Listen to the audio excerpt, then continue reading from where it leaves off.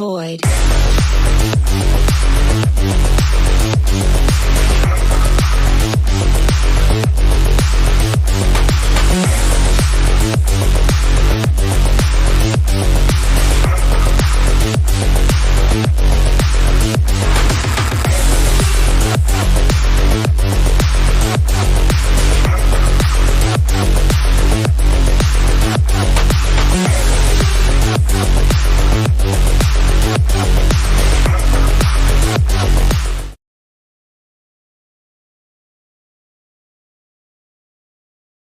Welcome back, ladies and gentlemen. We are back with another beautiful bang. This is Pubg Mobile Pro Scrims presented by Ruthless Esports. The Brazil region is in question. This is week number 2, day number 1. Well, you guys remember in the last week we had a prize pool of $300, and this week again the same prize pool is going to get repeated. Third week is also going to come in soon, but this is the second week. This is the day number 1. We will be having 15 good matches along with me, Raider. It's Everted on the desk. How are you, mate?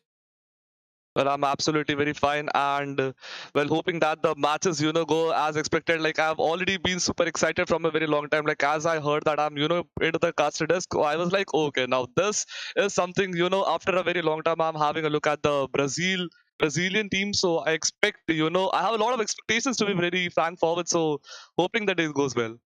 Definitely, we both are actually hoping for a fair game at this point, and eventually some insightful fights are going to be there. Let's see what kind of implications is actually going to be there. But let's talk about the point distribution system first of all, because that is the biggest change that has come to the PUBG meta for now. And the point distribution system clearly showcases us that we don't have to focus more on the positioning. I believe the kill meta is actually going to be quite strong, because you can see that one finish is going to get you 1 point. But when it comes to the chicken dinner, that is going to get you only 10 points. The second position, 6 points. The third one, 5 points, and so on. Well, exactly. Well, that's a very, a good change. You can say that because many people actually used to rely on that positional points. They used to consider as, the free positional points. But talking about the calendar, as we can see, like the first week, it's gonna be, a prize pool. The prize pool is gonna be around $300. The second week also is around the same. Like that is gonna be $300. And week 3 is also the same. That is going to be $300. And today is actually the beginning of week 2. That is 16th, 17th. And 18th, and week 3 is going to be in the dates of 23rd, 24th, and 25th. So guys, mark your calendar for the action to come in. But eventually in the first week, you saw a lot of casualties being there by the teams. Apart from that, if we talk about this particular week, we are actually expecting a lot of fights, to be honest. But let's talk about the squad roster. First of all, we'll talk about the Alpha 7 Esports, Carrillo, Mafiso, Top, if we're talking about Senob and Pedrino. These are the 5 members that is actually going to represent the team, which we call as Alpha 7 Esports. From Rise Esports, we have got players like Rise Nuns, 7, Mufasa, Gary X, and Fake are actually there. From EYC Gaming, we have got Adrian, Celine, Diego, Bio, and Pencada. And well, from the different teams as well, but talking about other teams, that is going to be Influence, CHEMIN, it's going to be Kowski, Kilov, if I'm not wrong. Kilov, okay, that's gonna be a very unique name for me, to be very frank forward. Then it's gonna be Federal, Silly Boy, and it's Zigden, if I'm not wrong. Sorry for the wrong pronunciation. But yeah, for the different teams are Smoke Esports, XTEAM, and MANDRAKES Esports. Well, there are quite a few amazing teams, and for Influence Gaming, I believe we have Law, we have Golden from their corner as well.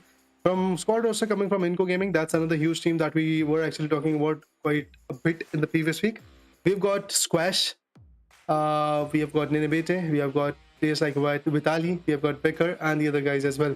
From the other corner, if we talk about Knife and Skull, we have got STH, Kazuto, Trash, Moral, Syndra. So a lot of beautiful players are coming in. Let's see what kind of casualties these players will be able to bring in.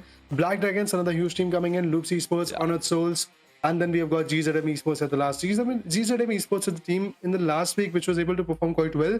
But let's see what happens today in this particular week. In the start of this particular week, we'll get to see a lot of things. And this is the final 4 rosters that we'll be talking about throughout the event of the week number 3.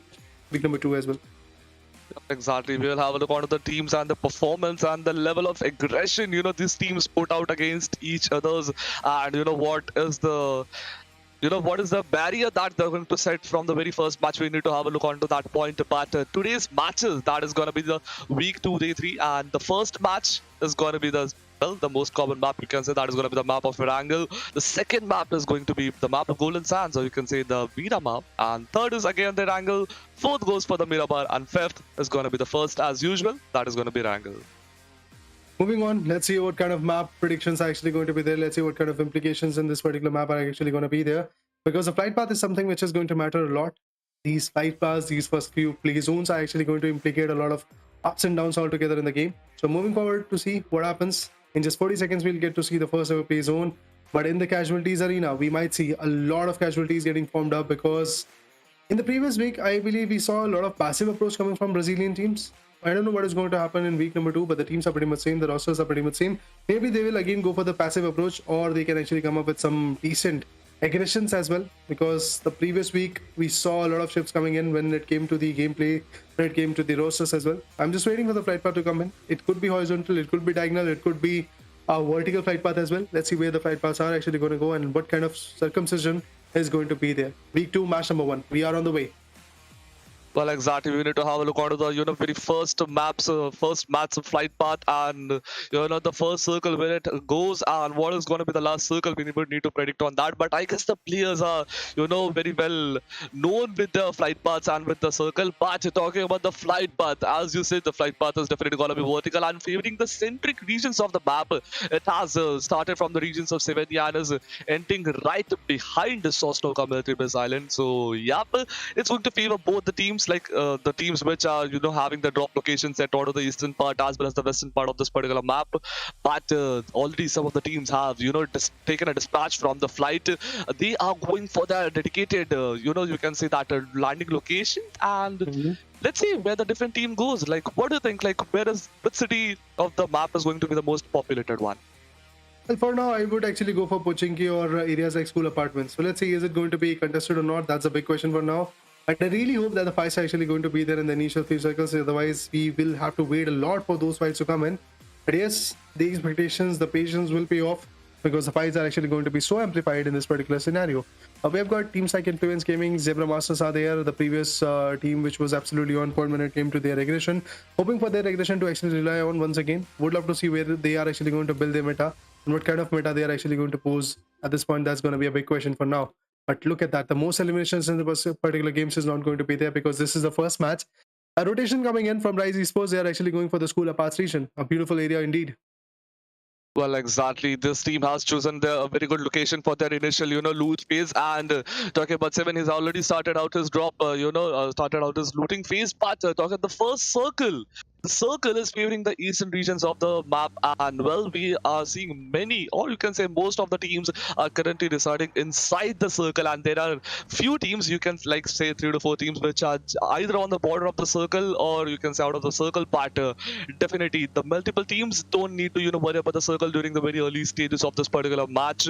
They are going to be a bit of very free. But talking about this particular team Smoke, yeah, but they are going for the rotations. They are grabbing as many vehicles as they can, because vehicle is it can be a very good barrier for you when it comes to the open battles.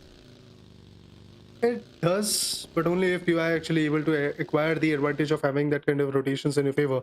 Meanwhile, if I talk about Influence Gaming, we have got Kawasaki, we have got Federal, Law, and from the other corner, I believe we are not missing Golden Boy at this point, because we have got Lil Boy replacing that particular guy. Yasnapolia is the region where they are looting. Yes, definitely there is a squad in the close by vicinity, but that is not going to impact them. But now, I believe the teams are actually going to have that passive approach, as we were talking about on the back end. So yes, that's a pick. But Federal, this is the guy which was able to be quite fruitful for the team in the previous week. I just hope that he's going to repeat that meta in this particular week as well. Lil Boy on the other corner, a new addition for the team indeed. Has got the AKM, has got the UMP45. Now he's going to replace the UMP with the Mini 14s, because that is the approach. So yeah, the long range space can actually work out quite well. Those swap shots can be very prudent and beneficial for the team. Let's see, is it going to help them a lot, or the Mini 14 shots are not going to even impact a bit. From Team Mandrakes Esports, Nicholas is there. We have got Kudzin. Jose is going to be there. Acid is also there. From Zebra Masters corner, there is a guy sitting in that particular compound beyond the Pochinki reach. So let's see, is it going to be a fight for now or not? Well, I don't think so. That's going to be a good start over here. But the team is Mandrake Esports. They are going for a push, but the guy on the opposite side, he has already spotted out. He has already heard them and is ready with the grenade. And there it goes, a beautiful grenade connection. It's gonna be Acid who has been knocked out right now.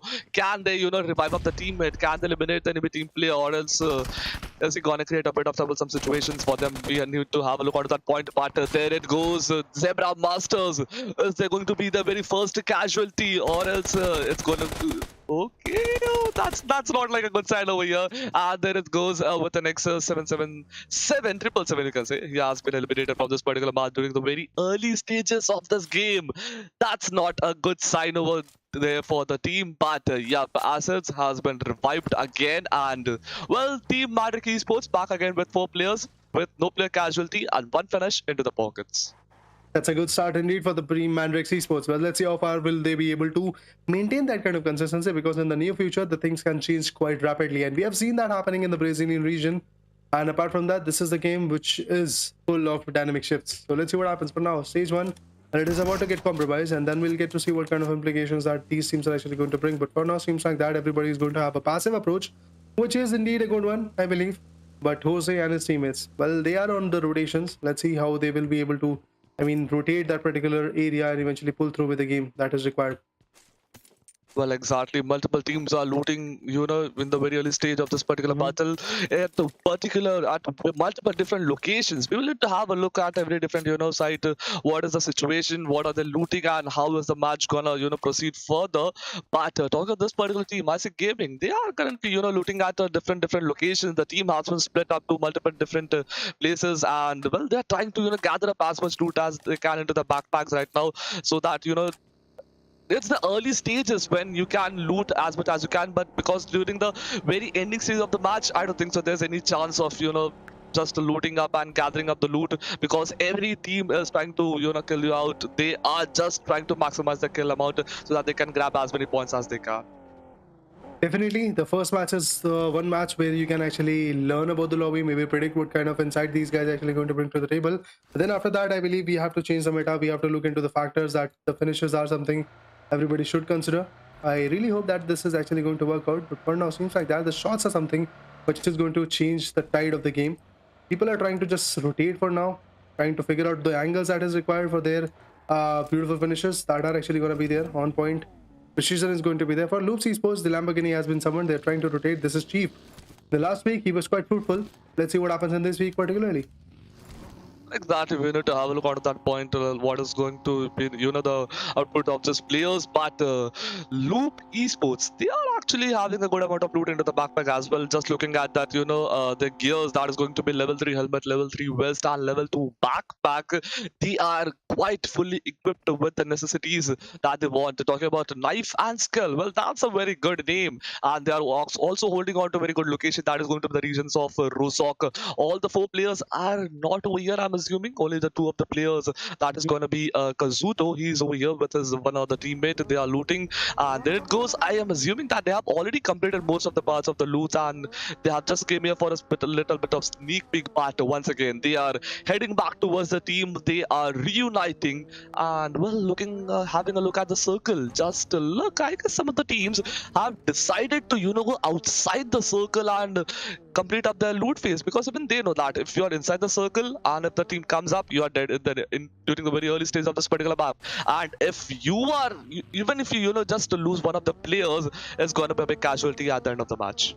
Every single guy that you lose in the initial circles, or in any circle, to be honest, that can create a lot of impact on your meta, or a lot of impact on your formation, or a lot of impact on your fights that you're actually going to pull through. Seems like that at this point, Corinthians, or should I say SCCP, that's a clan tag for these guys, are actually looting. Manga Rosa is there, a beautiful guy indeed. When it comes to his performance, I believe we have seen a lot of ups and downs coming from this guy. He has been able to showcase us the talent that is required to be at this stage from the Brazilian community. But if we talk about Team Honor Souls, we have got Nino. This guy with the DPS can be very chaotic, but only if the connections are right. TP player, that means we have got the Team Predators, we have got player 5. From this particular team, we have got player 5, player 4, player 3, but there is a slam in coming in, so indeed this could be quite fruitful. Let's see what kind of slam is this going to work out. I believe team 17 and team number 13 are in a pickle, are in a fight, to be honest, but there is a change. Oh, a beautiful nade indeed coming from the angles. It is Souls Ratto Boy who has been taken down. Honored Souls Ratto Boy, to be honest, that's the name. But the casualties, they're not stopping. Predator 5 finally wants to actually figure out the angle, gets in, has the finish in his favor. Definitely looking strong, but let's see how far they will be able to go. Well, exactly. It's not looking like a good side over here for the different team. Yep, Team Honor's Souls are not looking into a very good position. They have lost to two of the players. Just a look at that health bar over there of one of the players. It's almost like he's just barely surviving out of 1 HP. And other, okay, Ninho is also, not looking like at a good location right now. It's just a matter of time until this team gets completely eliminated out. But player 5 has unfortunately knocked to his own team, and that is going to be player 3. So I guess that was a not a very good. Wait, what? Okay, I have no idea what are the players currently doing, but I guess that there's some panic situation roaming around inside the team. They need to control themselves and then push again. But it's going to be a battle of 3v2, and well, that's okay. That was a great shot indeed by the DBS. But there it goes. The Scarlet comes in action, and once again, DBS in hand. They are pushing up. They know only one player is there. Okay, Rafina.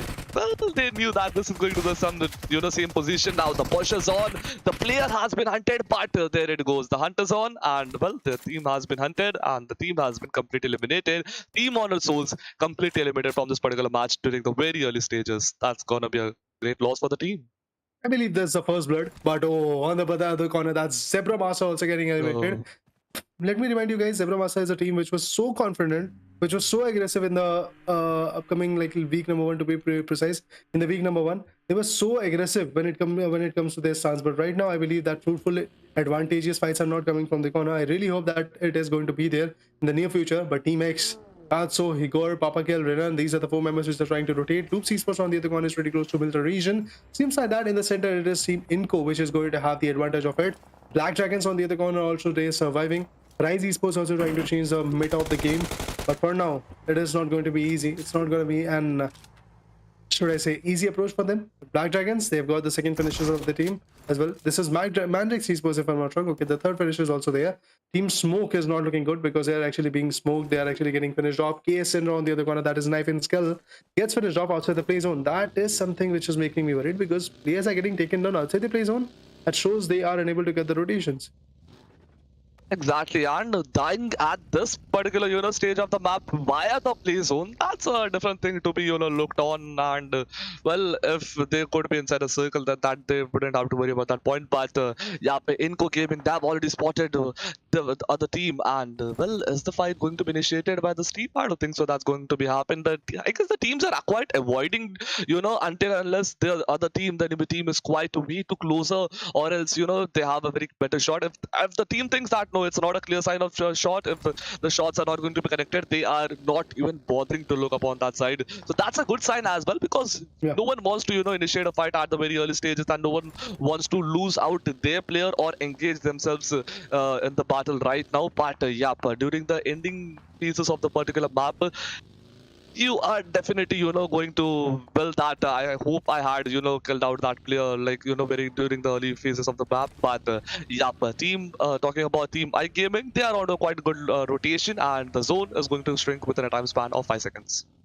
See, the thing is, if it is possible, everybody is going to implicate the kind of damage in the initial circles as well. But eventually, you have to survive till the last so that you can get some position points. But look at that, a beautiful circle indeed coming in. It is going to actually form a circle where the center point is going to be the team which is known as Black Dragons. In the Mansion region, that is a team which is actually going to have the advantage of Mansion. Serol already rotates toward it. Maybe he's going to hold that particular squad house that is actually going to be the hub of the particular arena. And yes, exactly, that's where he's going to land. But KS Morale, that is Knife and Skull, they are also surviving. They are also waiting for the right opportunity. Let's see what kind of game these guys are actually going to bring to the table. But there is nothing in the northern region which is going to stop teams like MANDRAKES Esports and some of the teams just trying to rotate. That's good. Corinthians, Mythstorm, Tito, that's Brendanson, and we have got players like Mandaros, I believe that was the name. But DBS shots, well, DBS meta is working out quite well for the Brazilian teams. Another big shot could be coming in, but let's see. Ayla could be able to take him out. Nis, it was possible. Chief and Ayla, these are the two members which are still surviving. Some good shots are being exchanged from Mythstorm's corner as well. There is a third party coming from SCCP, but that's it. Team X has been finished off. Team X has been traded off. XTEAM with only one finish in their favor. Hashtag 13 is the place where they got unlimited, and now this is the moment where SCCP wants to actually overturn everything, and this is going to be literally very difficult for the team known as Ruthless Esports to actually come back with, because they don't have the manpower, they don't have the angles, they don't have the right utilities for now. They have been damaged from the previous fight, and look at that. The Nath Parade is coming in. They're trying to create a mini red zone in the particular squad house. Well, exactly. Talking about the utilities are coming back into the action. The grenades are being utilized by every the player, and Ayla, what a barely marginal survival this guy is, having right now. But I guess he has been stomped up by the Molotovs. Exactly. But the team is in action. That's going to be a great call, but unable to survive. And there it goes. Team Loop Esports has been eliminated at 12th position with 3 elimination points. Yup. So that's not like a good sign either, but yeah, at least it's 3 better than nothing. Something is better than nothing. That's what the situation is right now. But yeah, but talking about team influence, CHEMIN, they are on a good rotation. But yeah, they have also managed to grab 3 finishes into the backpack right now. Talking about Law, he has 2 and Federal has 1, so that accumulates over here for 3. They are inside the circle as well, so that's going to be counted as a advantage for them. But 2 of the teams are very close to them, so they have to be a bit precautious. They have to have a look onto that as well, and not to get overly exposed, so that the other team jumps upon themselves. But yeah, KS, Type and Skull, they are also going for a rotation. They have spotted one team, they have spotted one player from the particular team. Are they going to initiate the fight? I don't think so. That's going to be happen either. And but just look at a kill feed. Red W has ran over a player via the vehicle. I have no idea how did that happen, but that definitely would have been fun to watch. The pressure of the lobby, the pressure of these survivors, but it is coming up on the players which are surviving for now. Look at that, another beautiful shift coming in. It's Black Dragon once again having the higher advantage of this particular play zone. Let's see how far they will be able to actually dish out the damage that is required at this moment, although it's not going to be an easy approach. But there are some shots coming on MANDRAKES Esports as well. SCCP, the Corinthians are also unable to survive, but Godzin gets taken down. What a beautiful takedown coming from Team MANDRAKES Esports. But SCCP, they're looking strong. The SCCP is the one team which has got the 6 frags, not losing even a single place at this point from the corner. Player 5 from Team Predators also wants to fall back because he knows he has to maintain his manpower. Even if he's not going to get any kind of frag out of this fight, he has to maintain the manpower so that he can get the ultimate goal, that is even a chicken dinner. But on the other corner, INCO, well, they are getting shattered. INCO are now getting pressurized by the team known as Black Dragons. And on the other corner, MANDRAKES Esports finally managed to take one down. INCO Esports finally gets a shutdown just like that. I believe that would have been a slam on Team Black Dragons by INCO Gaming, and eventually it was not fruitful. But EYC Gaming is actually willing to do the same. Seems like that. Okay, no, they are actually going to get the vehicles. They're actually going to get the buggies so that they can rotate and maybe eventually come up with a fruitful location of their own. But Black Dragons with 3 amazing finishes, they are going to be very happy because that was a slam in which was not at all fruitful for INCO Gaming. Well, exactly. And Team INCO has been eliminated at 11th position with not even a single point. So that's a bit of thing to worry about. But yeah, for MANDRAKES Esports, well, that's looking like a good thing as well because they have 3 finishes into the backpack, but they have lost one of the good players who had 2 finishes. So yeah, the remaining of the players would need to pressurize the teams and grab as many finishes as they can. But having that all the player advantage is a different thing. Having that manpower in the very ending phase of the map is definitely going to be benefiting you a lot. But right now the teams and players, they are trying to hold on to a very good position. They are not trying to get eliminated, not trying to get overexposed and get tagged out by other players. But yeah, MANDRAKES Esports, J-Host is just holding on to his positions. GZM Esports, they are trying to grab as many finishes as they can. There it goes. One player has been knocked out. Zuto, meanwhile, on the other hand, is extremely low HP. A good grenade. This can be a good call over here. Will Zuto get knocked out? I don't think so. Yeah, but he just got tagged by a few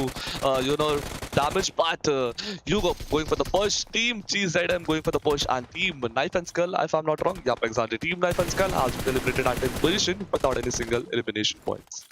That's it for them right now. I believe the eliminations are something I was pretty much skeptical about, but now the casualties are coming in. Look at that, another beautiful molly with that one more player from GZM Esports is going to get stabbed. On the other corner, if we talk about some more picks, I believe we are actually going to get to see what kind of follow-ups that will be there. Hugo, last one starting off his team, 3 finishes is already there, but the thing is, INCO, or should I say Influence Gaming, that is a team which is actually going to push forward. They're not going to let it go that easily. They're completely going to shut him down if that's possible. Oh, Lil Boy is just waiting for the opportunity. He pushes forward. He was able to take him down with the AKM, although he also received a lot of damage. But that is not going to matter anymore because it is done. Influence Gaming is now going to have a safe haven in this particular zone. They are in the top 8. 28 places surviving for now. Seems like that Influence Gaming is going to have the advantage of having those frags in their favor. But the thing is, the next zone can be very crucial. The next zone can be very detrimental. Regarding the circle, I believe teams like the Predators have to actually shift a bit. They are in a very open space. Everybody's in the circle, but let's see where the next circle is going to move on to, because that will create a lot of ruckus, a lot of change will be there in the game. Let's see what happens for now. Oh, an interesting circle. Influence Gaming is in the zone. Team Predators Esports is also looking like they are actually having the advantage of the zone, but that is an open space. Mind it, guys, it's an open space type of zone, so it can be quite troublesome for the team to survive in as a whole. But apart from that, Black Dragons could have the opportunity of having the only compound that is going to have the fair share of the particular play zone in the zone. Well, exactly. They are at a very good location, but TP, yep, this team is facing a bit of, troublesome situations. Right, the Team Predators, they are not looking like into a good location. Right, a player 4, if I'm not wrong, he has been eliminated. Yep, exactly. Law has got the finish point for the particular player, but talking about Team Corinthians, well, they are also, going for a push, but the opposite team has already pushed. There it goes, a beautiful UMP shot, and the player has been knocked out again. Once again, going for the push. Multiple players are at multiple different locations. Multiple battles are also happening at multiple different locations simultaneously. But this battle is definitely one interesting one to have a look at right now. Okay, talking about Team Smoke, they're also at quite a bit distance, and I'm assuming the teams are prioritizing the circle rather than the battles that are happening either outside the circle or outside the zone. I guess no one is going to prioritize the fights outside the zone, but yeah, definitely 1 minute 30 seconds left for the zone to shrink in. You can have a little bit of fights outside the circle right now, but if you go inside the circle, if you're trying to get inside the circle, then definitely you are going to be the center of attraction. Multiple teams are going to easily spot you out, knock you out, eliminate out, whatever you want to call it. But there it goes. iGaming, that was one easy shot, but it was not easy from Team Smoke, and it was with a beautiful and easy shot at the same point of time. Has managed to knock out, but can he manage to grab that finish point? That's going to be a question right now. It is a big question, but let's see what kind of answer we are going to get out of it. Oh, the knockouts are actually getting followed up. Seems like that Corinthians are actually going to get shut down. That's a big loss for the team, to be honest, in this particular game. EYC is also trying to fall back. They are in the top 6, but definitely their fallback situation is not going to work out for them. Mandrake Esports, Jose is there. He's trying to repatch himself. If we talk about Acid specifically, that is another beautiful guy who will be able to take 1 or 2 down. A Team Predators, player 3, player 5, and we have got 1 more player surviving in. Mandrake Esports pretty much outside the play zone. This is the fifth play zone, I believe. And the 6th play zone is going to be there anytime soon. I don't think so Mandrake Esports is going to survive anymore. Well, exactly. We need to have a look what is going to happen. But Team Predators with the 7th frags into the pocket. That's just a next level gameplay over here. And 8. Well. That's something beautiful and Predators over here at the same point of time. But iGaming, they are also having 5 finishes into the backpacks right now. But last 5 teams and 18 players are still the only teams and only players surviving right now. And the regions of Mansion, has become one of the good hotspot locations. But I don't think so that's going to be inside the circle either. So the teams are forced to go into the open patches, but definitely they're going to utilize all the ridges and the hilly portions of the particular map. They are trying to get as much natural cover as they can from either from the trees or from the stones apart. But talking about the Guardian, Sealed and Grelin, like the players are just going to hold on to the location right now because they know that Team BD, they are definitely going to push. They're going to get outside the particular zone, and Team Rise Esports, they are also just patiently waiting for this Team Black Dragons. They are waiting. Let's see what kind of advantage they are actually going to get out of it. Because if you guys remember, Black Dragons is the one team which is having the zone advantage from past 3 or 4 circles. So this is a very big opportunity for them, to be honest. If they are able to secure that win over the chicken dinner, that would be lovely. Let's talk about the win predictions. For now, seems like that the win forecast is actually in the favor of teams like Rise Esports and Black Dragons as well. But apart from that, if we talk about EYC, their manpower is something which is I'm actually worried about, and they are on the edges as well. But there could be some blows coming in. Team Predators last man standing is also surviving. I believe they've got 2 members standing at this point. And Gadrian, this guy, is just trying his level best to actually put down those shots that can actually change the pace of the game. Let's see how far he will be able to go, what kind of advantage these guys will be able to actually get. But Diego with a beautiful M416 shot with the 4x was able to find a beautiful knockout on Black Dragons, and that's an open opportunity for the other team that is known as Team EYC Gaming, that they can push, they can actually change the game. Team Predators on the other corner gets finished off, another big knockout coming in, but the trade fire is also there. Team Black Dragons wanted to survive, but let's see what far they can actually go. Oh, Rike, he's just trying his level best to survive. He repatches himself. A molly comes in indeed. Now that is going to delay the push, but along with that, a nade also is going to be there as a repercussion of this particular fight. But Black Dragons are still barely holding on to their lives. It seems like that Black Dragon can be taken down at any moment. The mollies are something which can work out quite a bit. The nades, the mollies, the total throwable rampage is going on. Adrian finds one more, and that's it for Team Black Dragons. The team which was having the advantage of the zone for the largest time period is now shut down, is now finished off, is now actually denied of any possibilities of having the advantage of this particular game. 3 teams, 10 players are surviving, out of which Rise Esports is the one which has the lowest amount of frag, but Rise Esports is the one which is getting the highest amount of damage in the last few circles. Influence came in, so one more member that is going to be Law has been pricked off. It's Lil Boy, which is left at the last. Let's see what he can do. Mufasa gets finished off. That's amazing. Mufasa was able to actually get the vehicle kill, I believe. On the other one, it's a 1v1. What a beautiful one indeed. He was able to give damage to 2 or 3 players. But finally, it's Influence Gaming, which is out of equation. Now, the beauty of this fight is that it's a 4v4. It's basically a 4v4 fight coming in. EYC with the 4-man power. Rise Esports with the 4-man power. It seems like that EYC is actually going to be the one which is going to have the advantage because they have the higher amount of kills. They know how to take the frags in this particular matchup. And eventually, it's all about the meta that you are actually going to prove on. So, it's aggressive meta coming from Team EYC, and look at that, another big knockout. Well, exactly. Talking about Team Rise Esports, they just have 3 frags, but Team EYC, they are into that momentum. They are into that, aggressive pace right now. They know that this is the moment to push. They are into the momentum as well. There it goes with a beautiful shot. One player has been knocked out. They have already, tried to grab 2 more knocks. Only one player, that is going to be Mufasa, who has been left out to, stay alive. But there it goes. It's going to be then Team EYC, and Team Rise has been eliminated. And Team EYC is going to be that team who grabs the very first match and grabs that title of winner chicken dinner. We wanted a fair game. We wanted an aggressive one. What more can we ask at this point? Because that was a huge winner chicken dinner coming from EYC's corner. In the last week, I didn't saw a lot of attacking, should I say, aggressive stances coming from Team EYC's corner. But now, at the start of the week number 2, that is absolutely huge. Let's talk about their stats. A 26-pointer of a game, that's absolutely amazing. 16 eliminations, 10 placement points. That comes up to a deal where they are going to get 26 points straight up in the first match that they have actually played. A huge comeback indeed coming from EYC's corner. They are actually going to rank on the first position. Obvious, that is actually going to be obvious because that was the only first match that we saw. From the winner chicken dinner, let's talk about the stats of the team which has secured the winner chicken dinner. It's Ziogo with the highest amount of eliminations, that is going to be 5. 825 is going to be the damage that he was able to dish out. From Adrian's corner, we saw 4 eliminations coming in and the damage of 557 was there. If we talk about Magdalene, I guess from his corner, we had 4 finishes and 490 of damage. If we talk about CLO, he had 3 eliminations and the damage was of 325 points. This is the team which was able to secure the winner chicken dinner. But moving on to the disc, I believe we would like to actually add on, the aggression is working out. The aggressive fights that are actually coming in are having a lot of advantage in this particular scenario. I really hope in the next upcoming stages we will get to see this kind of impact a lot. But apart from that, yes, I have high hopes that these teams will be able to counter. These teams will be able to, I believe, get the frags in their favor or eventually get the advantage of $300 as well. Because the prize pool is massive. Apart from that, the number of teams is actually going to be fairly low. We have 20 teams which are divided in 5 groups, if you guys remember.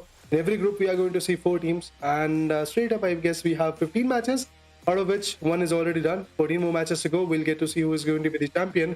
But let's talk about the teams to watch. The 4 teams specifically which had the largest advantage, or should I say largest contribution in this game. Well, exactly. Teams to watch. Week 2, day 1, ERANGEL. That is going to be Team EYC Gaming. That talking about on the second position, it's going to be Team Predators, Team Influence Gaming, and Team Rise. Travel distances around 14,900 meters. Just look at the amount of distance that this team has particularly traveled. Team and Team Predators like almost covered 10,000 meters. Talking about Team Influence Gaming, they have crossed the limit of 10,000. It's 10,506 meters. And Team Rise Esports with the lowest, that is going to be 9,119 meters. But the throwables, the utilities that have been utilized by each individual teams, the Team EYC Gaming with 23 frag grenades. That's a massive number. 26 smoke grenades and 2 airdrops, if I'm not wrong. And well, that was the team. That was the the credentials of the, not the credentials, that was the information from the particular team. But MVP is going to be Diego with 5 eliminations, 825 damage, 13 throwables used, and 3 assists. But all said and done, to be the fair guy at this point, Diego was the one which was able to get a lot of damage for Team EYC, to be honest. But that's amazing. Let's talk about the eliminations and damage graph. This clearly shows that there were 2 teams which were quite aggressive. First of all, it was EYC and the other team was Team Predators. But that was not helpful. for teams like EYC Esports because they were way too confident when it came to their tracking power. Rise Esports is the one team which was able to secure the second position, if I'm not wrong, but they had only 3 frags. It clearly says that they're easily going to get 9 points, but that's all, not even going to cross the second double digit, to be honest. So yes, the newer meta states that you have to have that aggressive stance, you have to have those finishes in your favor if you want to actually gain that kind of advantage. Let's see what they can build, what these guys can actually come to an agreement with.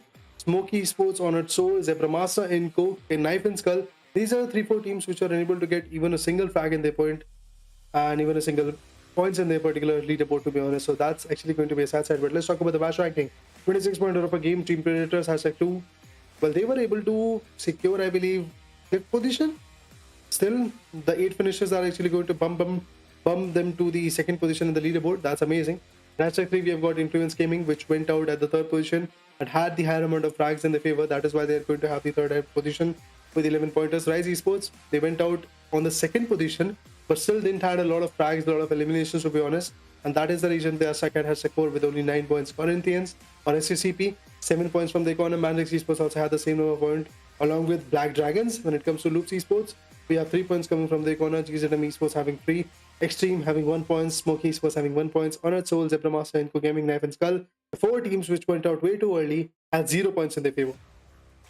Well, exactly. The remaining of the teams didn't got any point over here, but match stats, that is going to be 54 total eliminations, 5,709 was the total amount of healings, 50 was the total knockouts, 236 was the overall grenade utilizations in this particular map, 4 were the airdrops that have been looted, 6 were the total number of headshots that were being collected, 10 rescues, or you can say 10 revivals, and well, the longest elimination distance is of around 317 meters. That's a long distance, you can say that, but yeah, these were some of the match stats of this particular last map.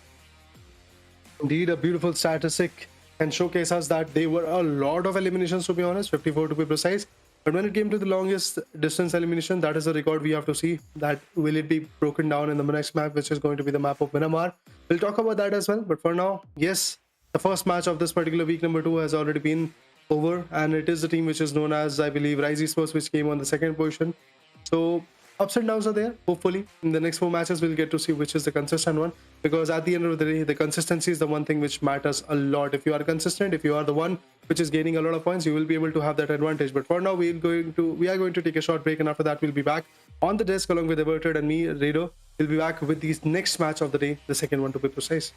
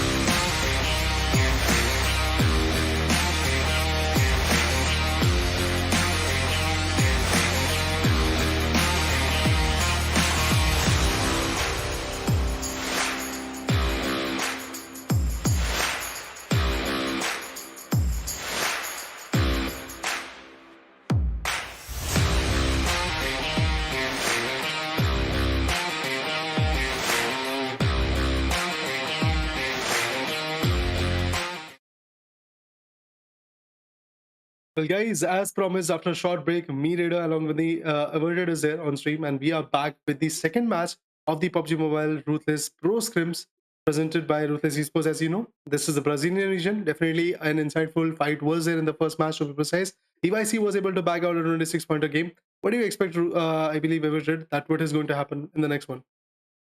Well, to be very frank forward, the first battle was absolutely commendable. The level of gameplay that the players have portrayed out, that was like beyond my expectations. I actually didn't expected it to that is smooth, I can say. Like, it was not way too aggressive, but it was not way to just peek out one. It was like smooth, you can say that would be a perfect word.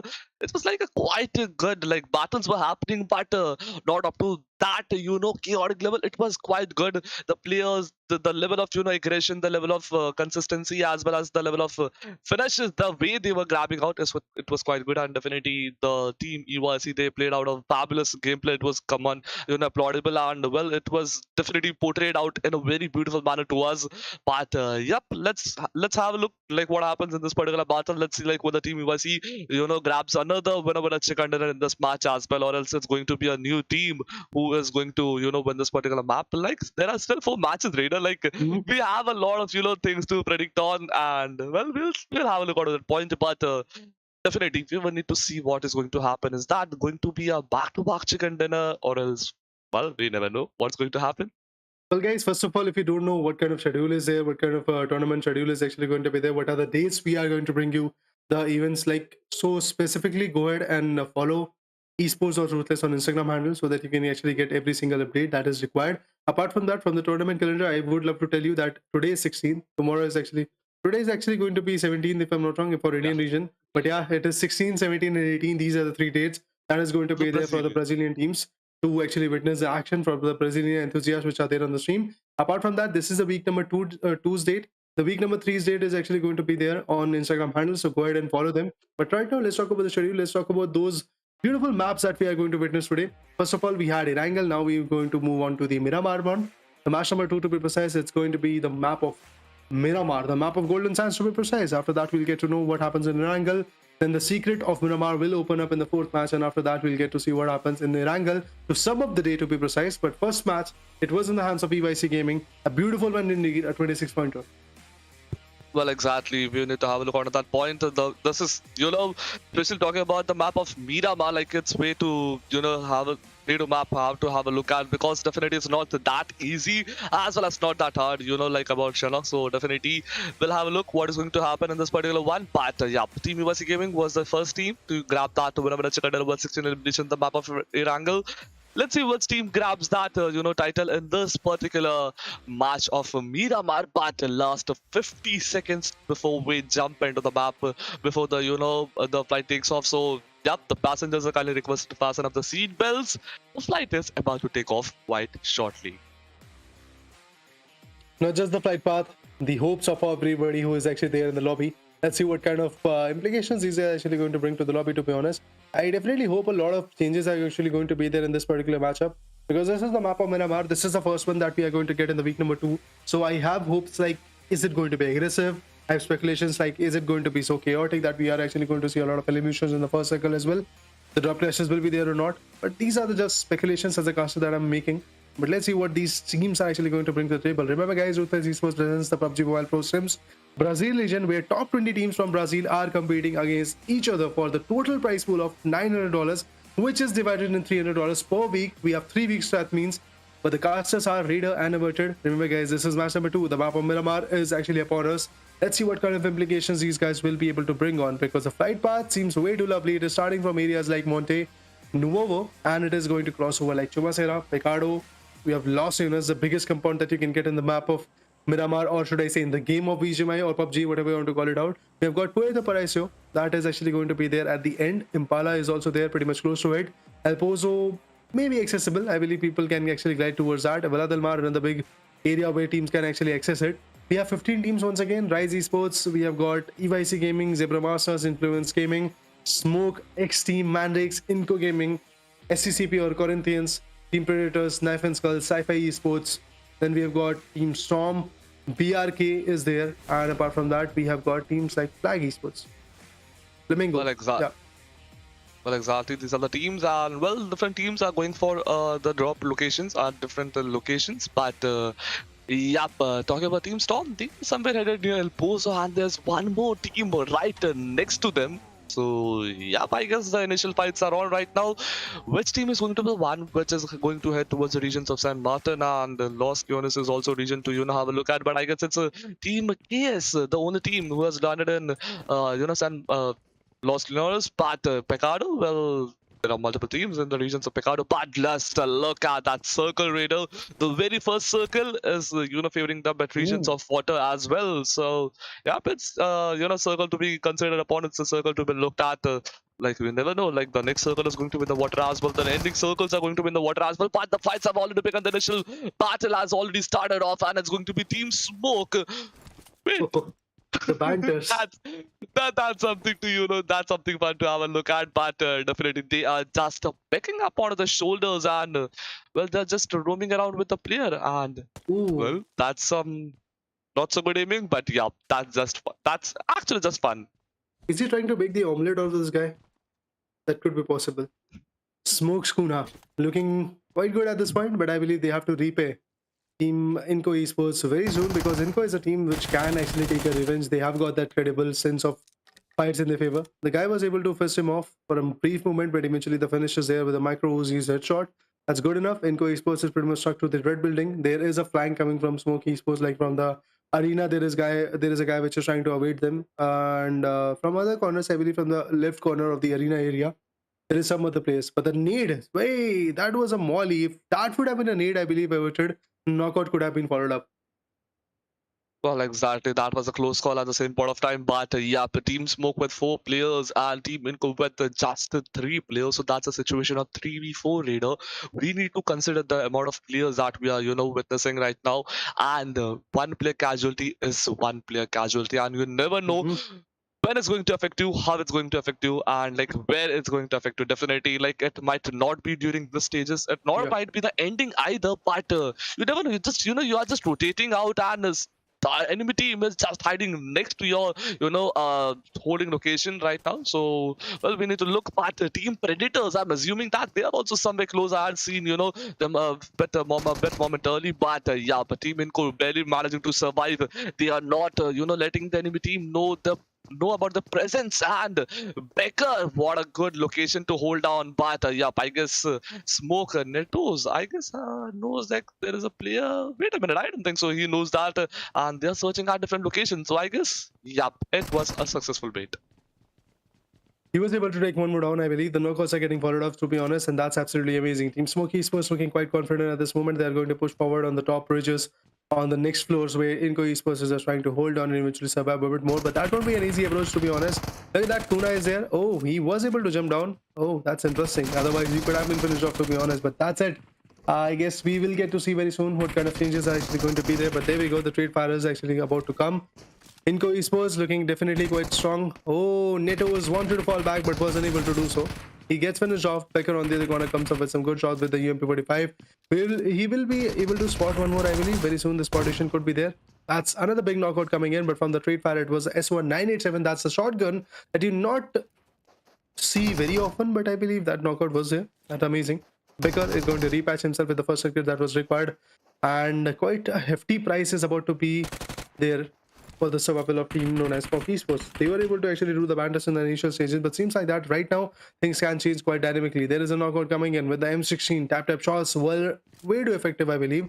But apart from that, Squash is once again going to go for the revivals. Smoke Baba is actually going to push forward. Let's see what happens for now. INCO Gaming, definitely they have got that kind of sense of survival at this point. The urge of survival is going to be there. Definitely the mollies and the needs are something which can impact quite a bit, but seems like that Smoke Esports will be having the second chance of getting the revivals done and eventually bringing their players back to the life. Well, exactly. Team Inco, they're trying everything they have into the hands right now to, take out the revenge and grab as many finishes as they can. But Team Smoke, they also know how to survive the battle. They also know, how to hold on to themselves. See, they have already revived out one of the player, but also have lost one of the good players. So it's a battle of 3v3 right now. I hope I'm not so wrong, but yep, Team Inco versus Team Smoke with a 1-1 finish into each either's pockets. But okay, bye bye. Is he going to say bye bye to the team? to the enemy team's player. Well, I have no point out of that point, but there it goes. He has been spotted by Baker, and I'm assuming that it's going to be bye-bye for him to his team. And exactly, squash GM with a very good shot connection, and bye-bye. Bye-bye from the match. But yeah, that's going to be a bit of sad news for the team and for him. But yep. Team INCO with a very good start, 2 finishes, 1 player casualty. Not so good finish, but definitely they will need to be a bit more cautious about losing out there. 1 no player, and just look, team, if I'm not wrong, team EYC, they are also jumping and they are also somewhere nearby. And I guess some other teams, they are not even bothered to get involved into the early battles right now. They are just bothered about completing out the loot phases, because even they know that if we have the loot in this stage, we are definitely going to have a good stance at the ending phases during the battles. It is quite possible, but for now, seems like that the trouble is actually there. They're still trying to form around the angles where they actually can bring the eliminations or stuff like that.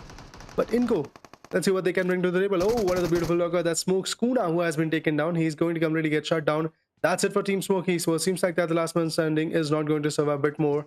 He can actually do a 1v3, but is it possible with the micro Uzi and a Thompson in the back? Not at all, I believe.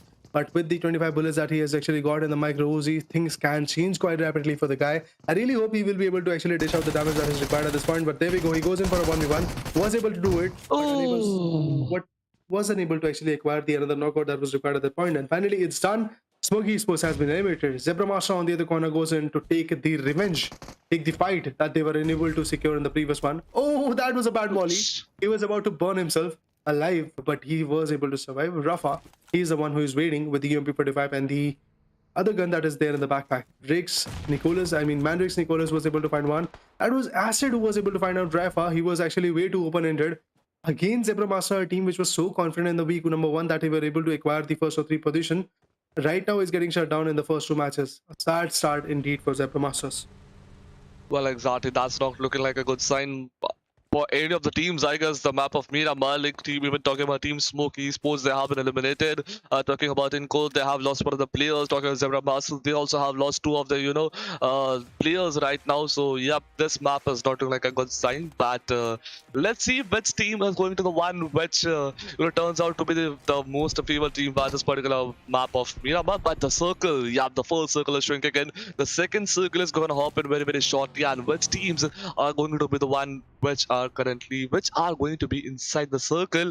And is the circle going to be again favoring the regions of water, or it's going to completely being shifted towards the land portions? We need to have a look onto that point. But definitely there it goes. The circle comes in, jumps in, and well, what was that? Okay, well, the players are currently inside the circle as well, I'm assuming.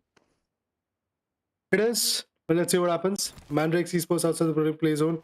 SCCP is pretty much outside the particular play zone. These 2 teams have to rotate a bit more eventually so that they can get the advantage of the play zone, because that is the one thing which can create a lot of ruckus, which can create a lot of ups and downs at this point in this particular lobby. So we have to look into the fact that how far they will be able to rotate, what kind of meta these guys are actually going to bring to the table is going to be another big question for now. But seems like that the rotations are something which is going to be quite important for teams like BRK, the Brazilian killers as well. These are the few amazing teams. In the previous week, they were able to dish out the damage that was required in the game. 14 teams, 23 players are still surviving. Let's see what happens for now. Everybody that is there in the game is just waiting for the right opportunity to strike on, although they might not get it at this point. But yes, very soon the opportunity that is awaited is going to come in, because look at the second zone's play zone shifts, which is there. I believe the Chomitsara is pretty much there as a huge compound, but on that particular compound as well, we have a lot of teams trying to contest it, trying to actually take the fight in the favor. But yes, the trade fire is something I'm actually willing to see.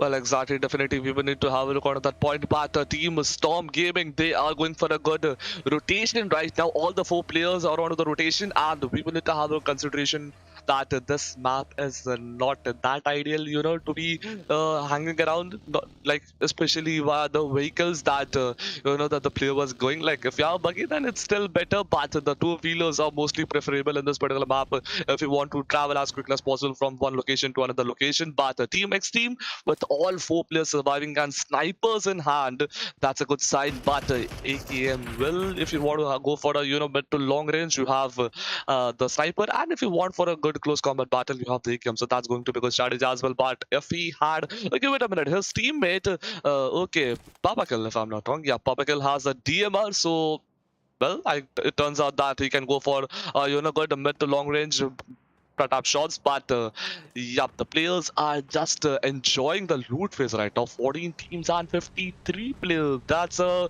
but a large number of population surviving still right now, and the plane has also arrived. That means a drop is dispatching from the plane right now, and someone somewhere is about to go for the drop.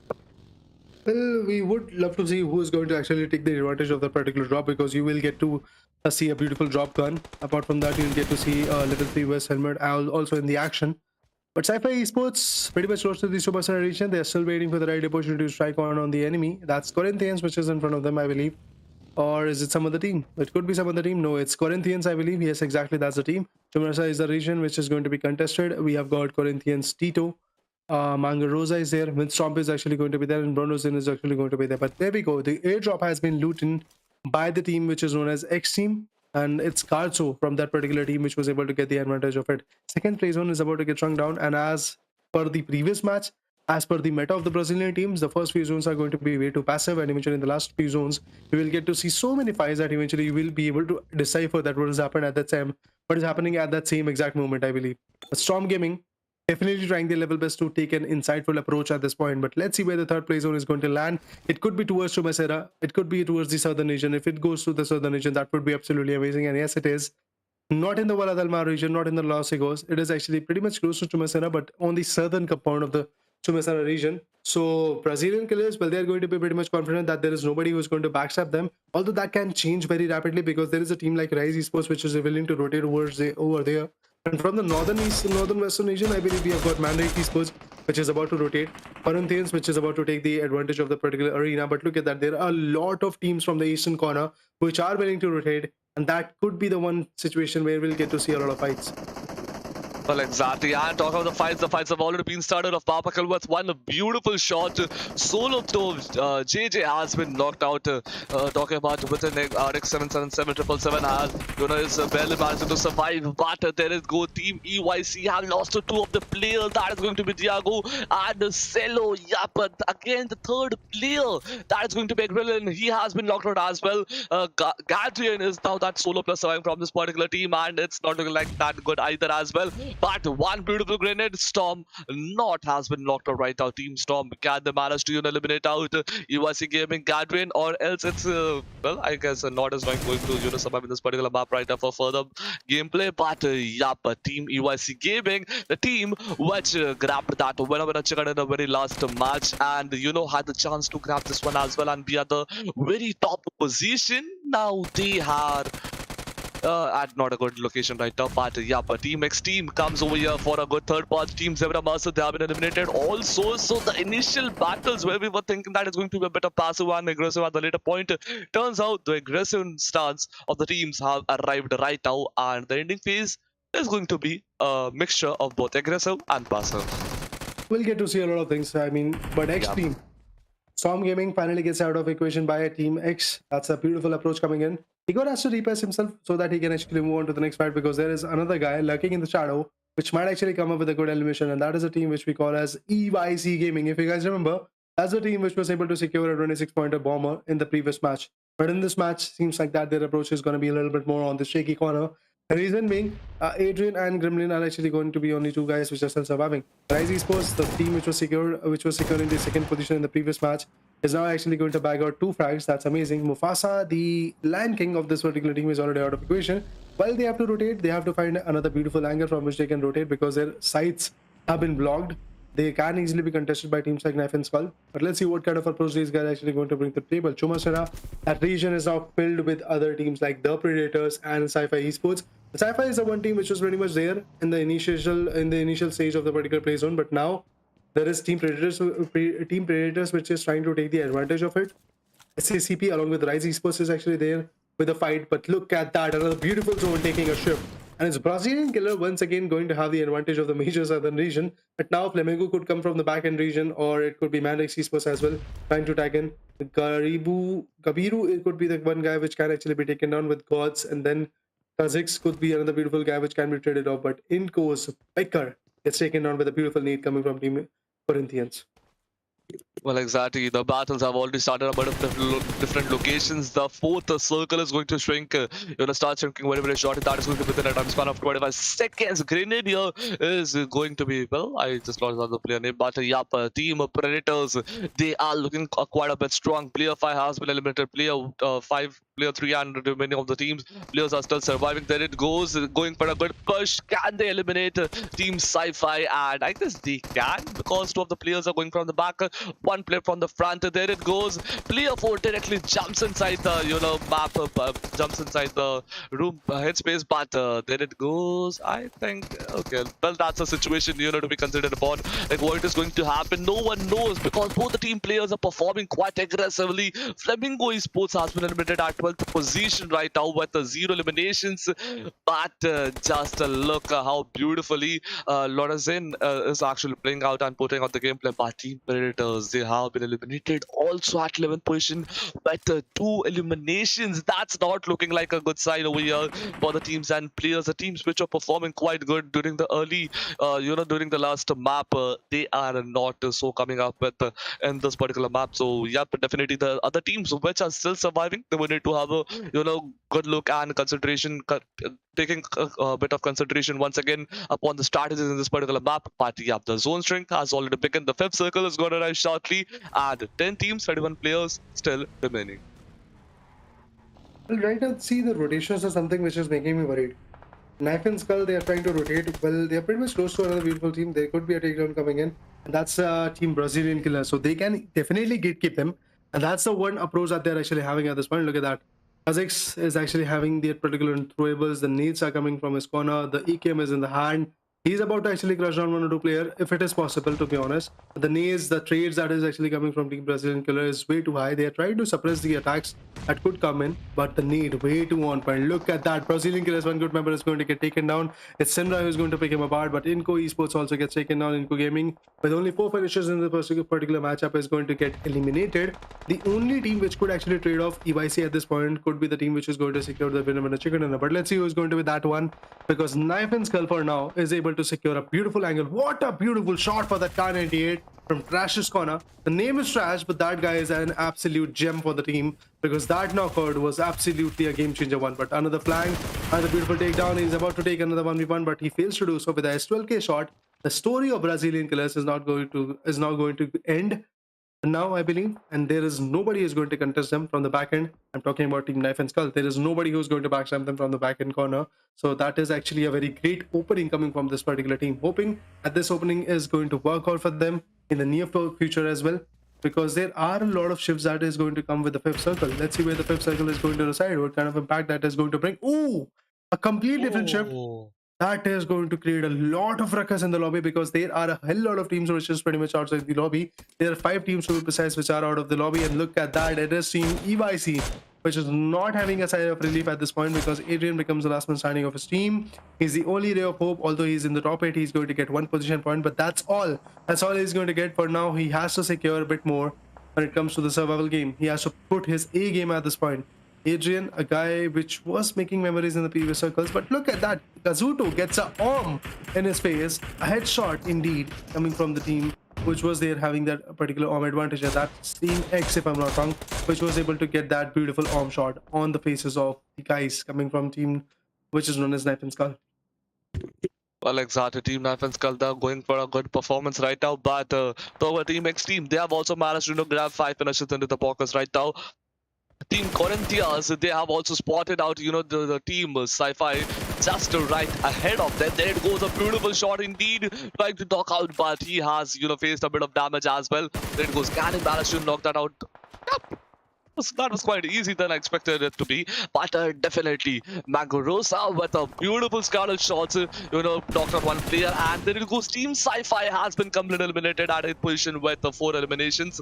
So yep, not so good, but not so bad either. But talking about Team Knife and Skulls right now, they are putting out a very strong gameplay, but another battle has been started right now. That is going to be Team SC and well SCB and the team opposite to them is going to be the ERANGEL. So yeah, both the teams just right next to each other, directly heading face to face. But it's going to be a battle of 3v4, 4v4. Okay, I guess the three players from Team Brack are right ahead, and one player is holding on to the back locations. But Team SCCP, they are divided at a bit of distance to each other. They don't want to indulge every individual player at the same location, or else one grenade and all the four players are dead right instantly on the spot. One good placement of a frag, and eventually everybody is going to go down to the rest. Exactly as you said. But 7 teams, 23 players are surviving for now. For Corinthians, it's a great approach coming in. They have to be consistent. But right now, the corner gets taken down by the vehicle blow. Ooh, Corinthians are now actually receiving some finishes. That's amazing. They are actually getting the blows done. MANDRAKES Esports is also surviving with bare minimum HPs, to be honest.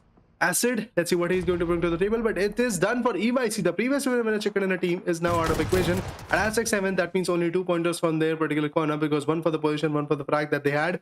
That is only a game that was delivered by the team known as EYC Gaming. Not a consistent one, to be honest, but that's what we were talking about on the previous caster deck, that you have to be consistent if you want to win the tournament, if you want to win the series, if you want to win the scrims.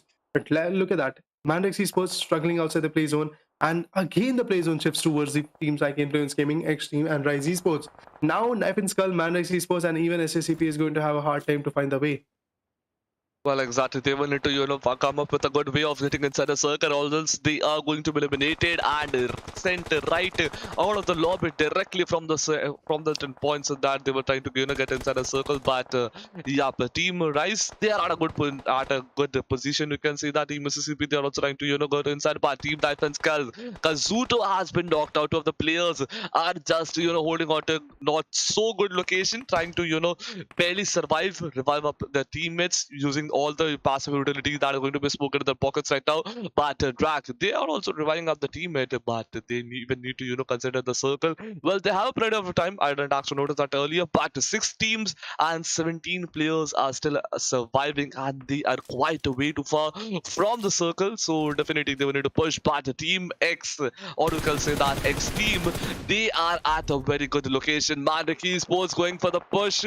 They have spotted out, knocked out, and managed to finish to grab and finish point. But there it goes. Team MANDRAKES Esports eliminated at #6 with 4 eliminations right now. Team X, okay, Ren 4 with his beautiful orb into the hands right now. Can he, pick off Trash? But Trash is definitely, a gem, as you said earlier. So definitely that's going to be Car 98 versus Orb, face to face, head to head. But Celil Boy, I guess he knows that there's one guy still surviving at that particular region. But just a look at that position of Cardoso, and well, that's a very good location indeed to spot and grab finishes. But there it goes. Figor was also just holding on to his positions right now. He knows that Trash is definitely going to come from that side. But I guess Trash is not going to bother. But there it goes. That's a one beautiful arm shot. 4 teams, 11 players remaining. Team Defense Skulls eliminated at 5th with 7 eliminations. Team X is looking way too strong at this point. They've got the manpower, they've got the synergy, they've got the frags as well that is required. And look at that, they've got the win forecast as well. 39.06% is the chances that Team X has got in their favor. Let's see what they're actually going to bring to the table, because right now, the only thing that can change that kind of percentage as an advantage for the team are the teams which are surviving. Like Influence Gaming is there with the full manpower. Rise is there with the backstab movement. I believe the last one starting from Team Rise Esports can actually come up with a beautiful clash, or maybe take 1 or 2 down as well. I'm just waiting for the right moment. I believe whenever the clash will actually come in, I will get to see what kind of impact these guys will able to dish out for now. But what a spray coming in. Rise Esports definitely struggling around at this point for the survival. They are just trying their level best to breathe a moment and bring back the glory for the team. Many 14s are there. Lil Boy, this guy particularly from Influence, came in, is just waiting with the height advantage in his favor, and that is the only team which is having the zone advantage as well. If you can see that, X team is struggling way too high at this point to just be in the zone at this moment. I believe they have to cook some good smokes, they have to cook some good strategies so that they can actually reach out to the particular play zone, but they're actually going to get backstabbed by teams like Rise Esports. So there are multiple angles from which this team is going to get suppressed. But the thing is, Renan has got his arm. He's confident. He has got those shots connected as well. So I also believe in him. For now, Renan has got 2 frags altogether from his arm. Now the rotations are coming in. It's Rise Esports None who is actually trying to push forward. 7 is going to be there for the heal battle. I can believe in that. Lil Boy finds one, and that's going to be Papa Kill, who is not going to be surviving at this point, I believe, anymore. The mollies are coming in. The nades are something which is going to work out quite well. And Renan comes up with a shot. That was chance that he should have not taken, I believe. If the Scarlet Space would have been there, I believe definitely the knockouts or some kind of damages could have been followed up. But Katsu also gets taken up by Federal. Influence Gaming's Federal is a guy everybody fears in the lobby, to be honest. Federal is the one guy which can change the game as a whole, because he's the one guy who can come up with a lot of 1v3s, 1v4s, I believe. So I'm looking after it at this point, looking forward to it, what happens for now. Federal, this is the guy. Zero eliminations from his corner for now, but definitely he could be the guy who can change the game, and that is what is happening at this point. Look at that, the push is coming in. Rise Esports, definitely they don't have the manpower, but right now the Rampage coming in. Federal, well, he has been taken down. The biggest obstacle of the whole fight is actually down to the Rust. XTEAM is not going to survive anymore. It seems like that Law and Lil Boy are the two members surviving. The Rampage is still on. At this point, the biggest advantage is actually there with the Rise Esports. Look at that. Now they are going to have the height advantage. Katsu manages to be the last man standing of his team. M416 is the gun that he has acquired in his hand. Katsu won't be able to survive it long, I believe. The damage is way too high. He's just surviving on his bare minimum HP. But Papa Kill is also there. I was unable to see him. But Law, the bare minimum HP that he's got in his hand. Oh, he was able to bring one more guy from the team, to be honest. That's absolutely amazing. Influence Gaming is now looking strong. Papa Kill on the other corner has got the drop advantage. He has got the level 3 West helmet. That is going to help him out a lot. But that's it. Rise Esports None, which was trying to create the backstab movement, is now shut down. And that's XTEAM, which is going to back out a 22-pointer game.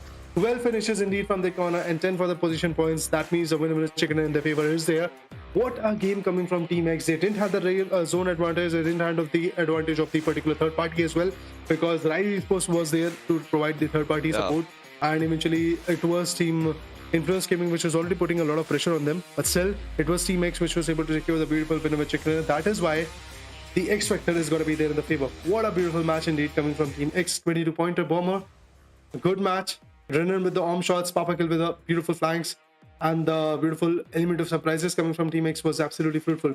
Love the way the match went out, but I'm actually quite excited to see what kind of implications are going to be there in the near future. Because if we talk about the consistency, well, that is the one thing which is shifting quite a bit. Because in the previous one, you saw Team EYC having a lot of points, 26 points to be precise. But in this match, what they had, just one frag and one position point, that's all they had in their favor. So this shows the match is shifting quite dynamically. Changes are there in the game, to be honest. So I just really hope that this particular team, which was able to secure the winner chicken in the second match, that's Team X, will be consistent in the near future.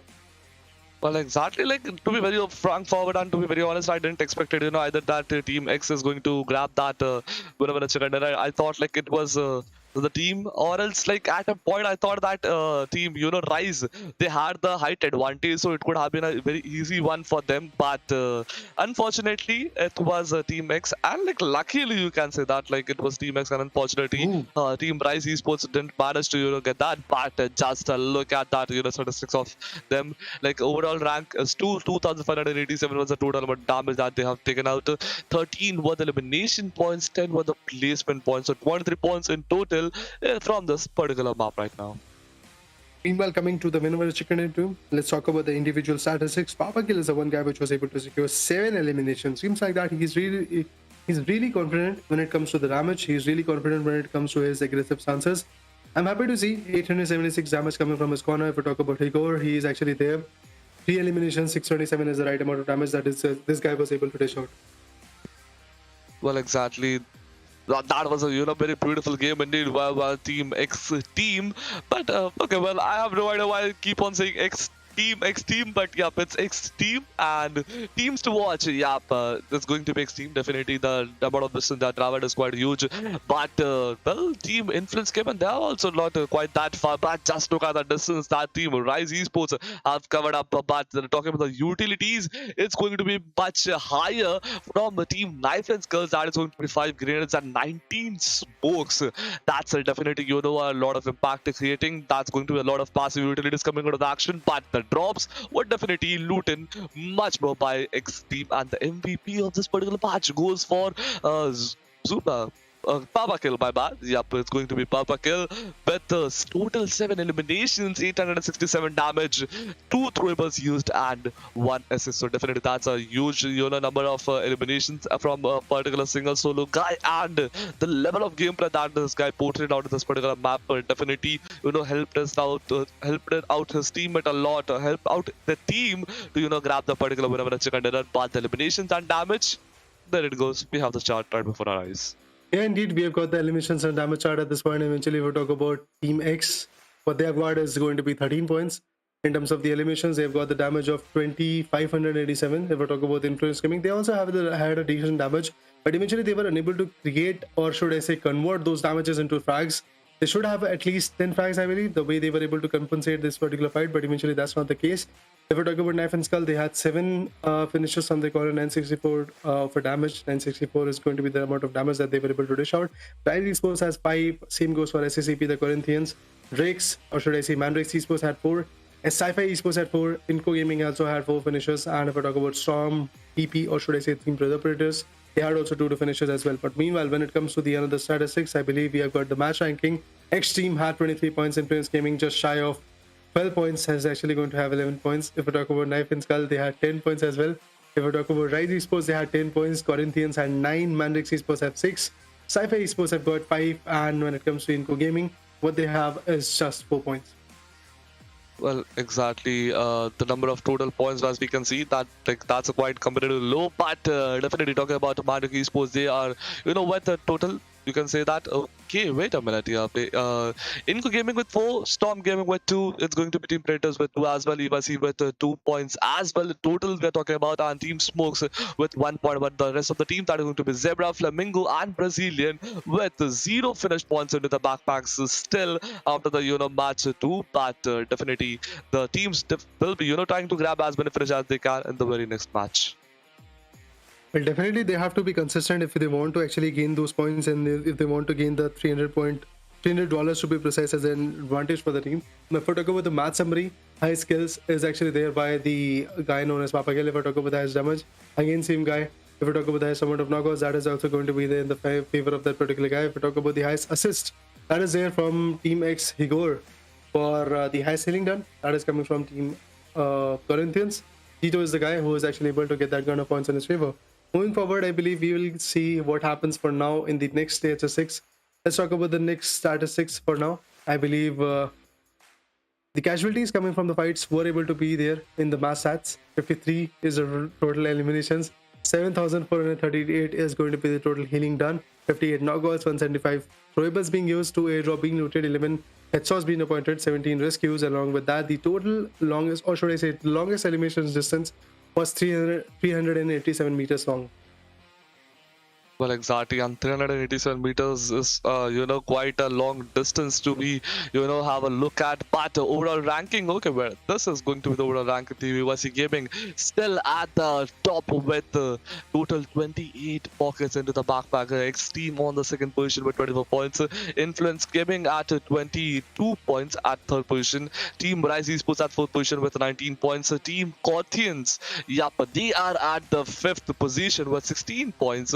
Team MANDRAKES Esports with 13 points at 6th position. Talking about Team Predators, yep, the Team TP at 7th position with 13, and Team Knife and Skull at 8th position with just 10 points. Well, indeed, the finishes are something I'm actually quite stoked about, and the way the retaliation fire is coming in, the way the people are actually changing the pace of the game, it's quite actually amazing. But let's talk about the team coming up at the 9th position. That's going to be Black Dragons. They have only 77 points, I believe. Sci-Fi Esports 5, INCO Gaming 4 points, GZM Esports 3 points, Loops Esports with 3 as well, Smoke Esports they've got 2, Storm Gaming they've got 2 points as well, Brazilian Currents have 0 points. Let's talk about the 17 to 28th team, I believe. Last page of the leaderboard is already there. Okay, we have got 19 teams in this week. That's interesting. Flamingo Esports is 0 points, Zebra Mars have 0, Honored Souls with 0 points, and out of these 2 teams, I believe, these 3 teams, Zebra Master is the one team which has played, to be honest, 2 matches. So now I'm actually pretty much skeptical about the fact that they have played 2 matches and not even a single point in their favor. I'm actually quite worried about Zebra Master. That is a team which was able to perform exceptionally well in the week number 1. So what happens in this week number 2 is actually going to be one thing I was worried about. But now let's take a short break. And after that short break, we'll be back on the desk with the match number 3 for the day.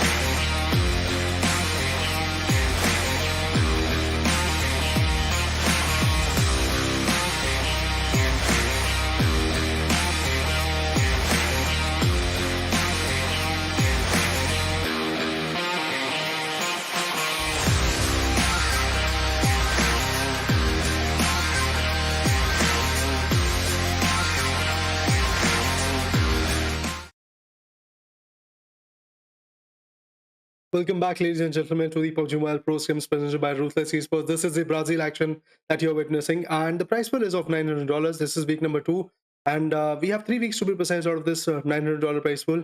So, in every week, we will be distributing the prize pool as $300 per week to be precise. My name is Jailer. Along with me, it's Everton on the desk, and we are going to witness a lot of chaos, I believe, upcoming in the stages. It was a beautiful game in the first match. I believe we had 26 pointer of a game coming from EYC's corner. In the second match, in the map of Miramar, we saw another beautiful team rising to the mark, XTEAM to be precise, which was able to get the 23-pointer game in their favor. Let's see what happens in the third one. Well, exactly. Team UIC in the first, Team X in the second. So I'm assuming that is going to be a new team as well in the third map, but definitely we need to have a look at that. Like, which team is going to grab the title of winner chicken dinner? Well, that's something that is going to be a bit of mystery. So let's leave it to the audience and let's leave it to the teams. We'll eventually have a look onto that, but it definitely is going to the map of ERANGEL, and according to the schedule, as I remember. But the teams are going to impact, especially the teams which are at the bottom of the table, as they would be pressurizing the teams at the top. They would be making some strategical team plays and pushing forward. But let's move further and let's discuss some of the details as well from for the upcoming map, and that is going to be the schedule. And as I said, it's going to be the map of ERANGEL. Match number 3, map of ERANGEL. Match 4, Miramar. Match 5, ERANGEL. But this map is again going to the ERANGEL. So that's the team EYC again stand a chance to grab chicken dinner in this map as well, or else. What do you think? Can team EYC get this one? I don't know about what can happen. I would love to see what should happen. I believe I would actually go with some new face. I mean, if some new face is actually going to bag out the winner chicken in this particular matchup, it would be lovely for me. But yes, as you were asking, that is it possible for EYC to be consistent? It is quite possible, no doubt on that. But the thing is, EYC and other teams can become predictable along the way. So maybe they are actually going to have some kind of drop location clash, or even the PUBG gods can actually change the game by not providing the preferable flight path, and after that not providing the preferable play zone as well, because the play zone shift can impact quite a bit. And then at that moment, I believe you have to have the split-second decision where to rotate, what kind of rotations you are actually going to cut up, where to loot as well, where to fight.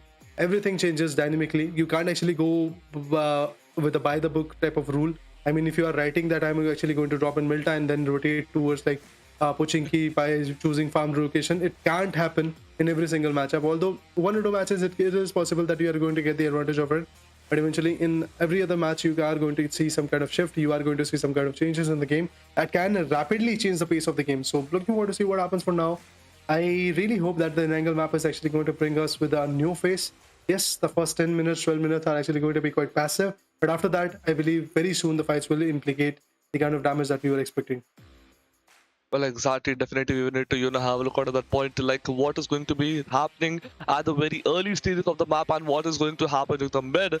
As the early stages, till what I have noticed right now, that the early stages are not that aggressive, but not that passive as well. The mid phases starts to become a bit of aggressive, and the ending is super aggressive but smooth at the same time. I don't know, like why I don't find it that aggressive. Why it's definitely smooth, like sailing like onto a board, like in a calm, in a calm ocean. The players are just sliding into each other and just shooting out and picking out the enemies like in a very friendly manner. So that definitely shows out how good the teams are against each other. But the third map, the map of ERANGEL, is going to start with a time span of less than 45 seconds. Yep, there it goes. But Raider, I would like to ask you a question. What would be your prediction for the flight path? I would go for a diagonal flight path. Well, do you want me to actually talk about where the flight path is going to start and end as well? Well, that would have been like, if you would have said that, that would have been a good thing. But yeah, let's not go into that details. I know you're not an astrological guy, but definitely we'll have a look. Like, we have less than 20 seconds to jump into the flight path. So yep, all the passengers are requested, all the audience are requested to kindly pass up the seat belts, because we pilots are ready for the particular map right now. And yep, the players are ready for the dispatch as well. They are making other statistical plans, where to land, where to go. If the flight path is from one location to location another, but there it goes. The flight path has started from the regions of nowhere, Reploy, and is ending somewhere behind the regions of Shooting Range, if I'm not wrong. Shooting Range 7, yep, exactly, that's what the region is. And well, it's quite eastern favoring, flight path, and it's diagonal, as you said. But definitely, it's quite eastern region favoring. If your drop location is somewhere around the Georgepal Southern City, Georgepal Southern City, Gatka Query, and the Primos, then definitely you are into a bit troublesome situations. You would definitely need to opt for a vehicle. Indeed, you have to go for those vehicles so that you can cut up the rotations. That is actually going to be quite important. If the rotations are not going to be there, I don't think so the survival is going to be that easy. But look at that. Military base is going to be the region where Team Loops is actually jumping. Novorpnoi, another beautiful region where Team X is actually going to loot. The previous one when I checked on a team. So that's interesting to see what happens for now. Milta could be another contestant, but seems like that Flamingo Esports is going to go and scatter a bit.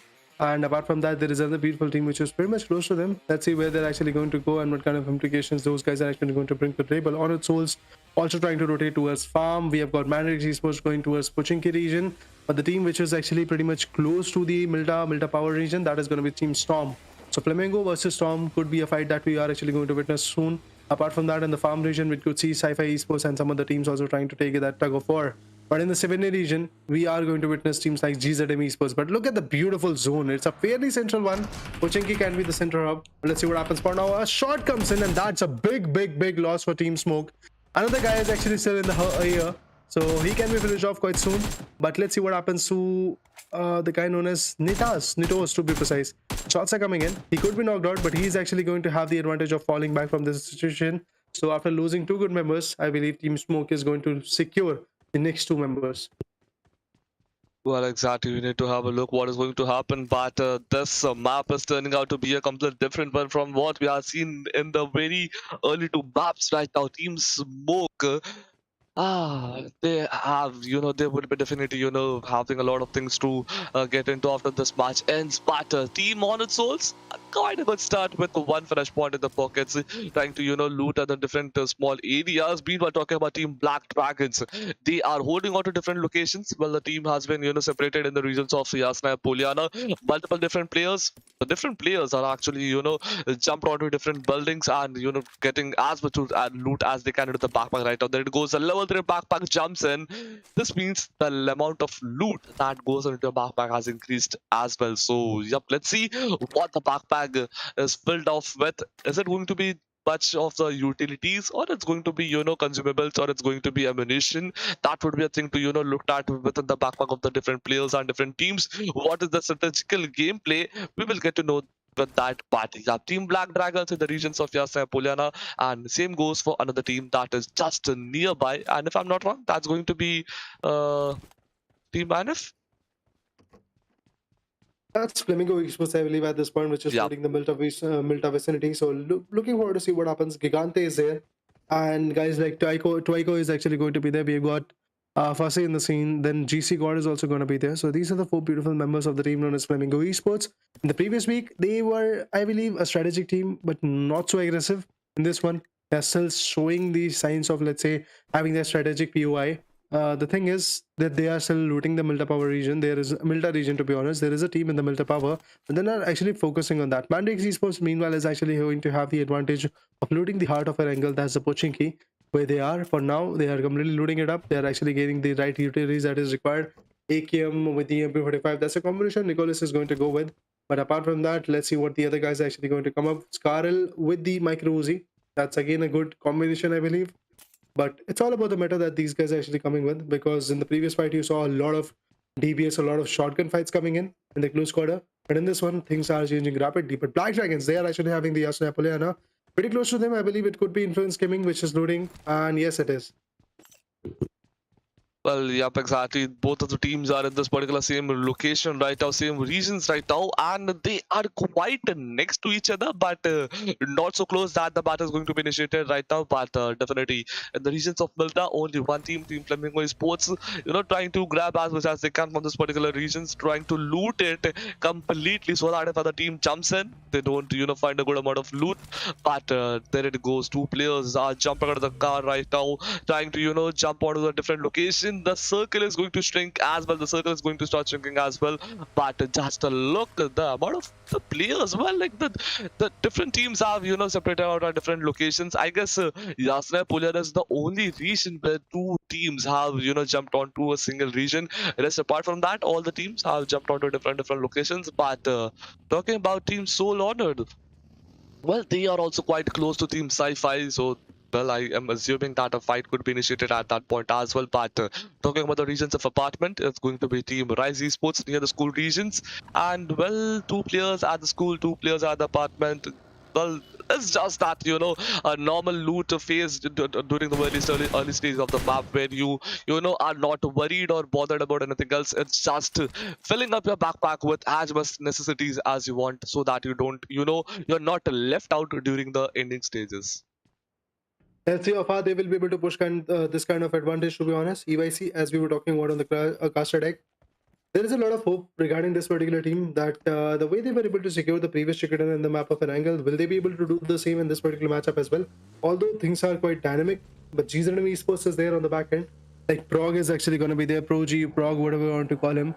Prog is actually there, Prog, Frog, Bro, Hugo. These are the 4 members which are rotating for now. Their rotations are something which is making a lot of people nervous at this point, their fans to be precise, because these rotations are the one thing which can change the pace of the game. Either you can actually get a lot of fights with this, or you can easily go with a suppressive approach. Smoky Sports, after losing 2 good members, Matthias and Kuno, now they are actually going to completely go and focus for those bridge locations where they can come up with a third party or maybe a bridge camp like situation and come up with some good blows. And to their advantage, I believe there is a team, if I'm not wrong, in the military base region that would have been the Loops Esports. If they will be able to bag out the advantage of taking 1 or 2 players down from their scenario, that would be quite an opportunistic approach for this team, particularly because Smoky Esports, they don't have a lot of opportunity for now.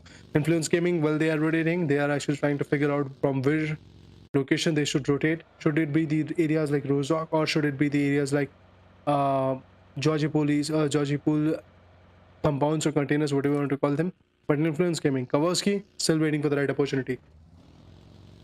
Well, exactly. Talking about team influence gaming, they're also, going for a good look rotation right now. All the 4 players. Well, two of the players are, lot under the vehicle, and rest 2 of the players are going for a good rotation. Meanwhile, talking about team Zebra Masters, they are way quite, at a centric location, like not so far from the school, not so far either from the poaching regions, but definitely at a quite good location, trying to grab, few consumables into the backpack so that they don't, they are not just left out without the utilities during the very ending stages. But yup, okay, Zada777 trying to get close to his teammate as quickly as possible, because I guess he has spotted someone, or it was quite a bit of buggy race between both of the teammates right now. But Sci-Fi Esports coming up with few of the strategies. They are just climbing up to the rooftop, trying to spot out a few of the enemies if there are some. But I don't think so there's any of the enemy team players so hanging around at this particular region. So well, they are quite safe for a longer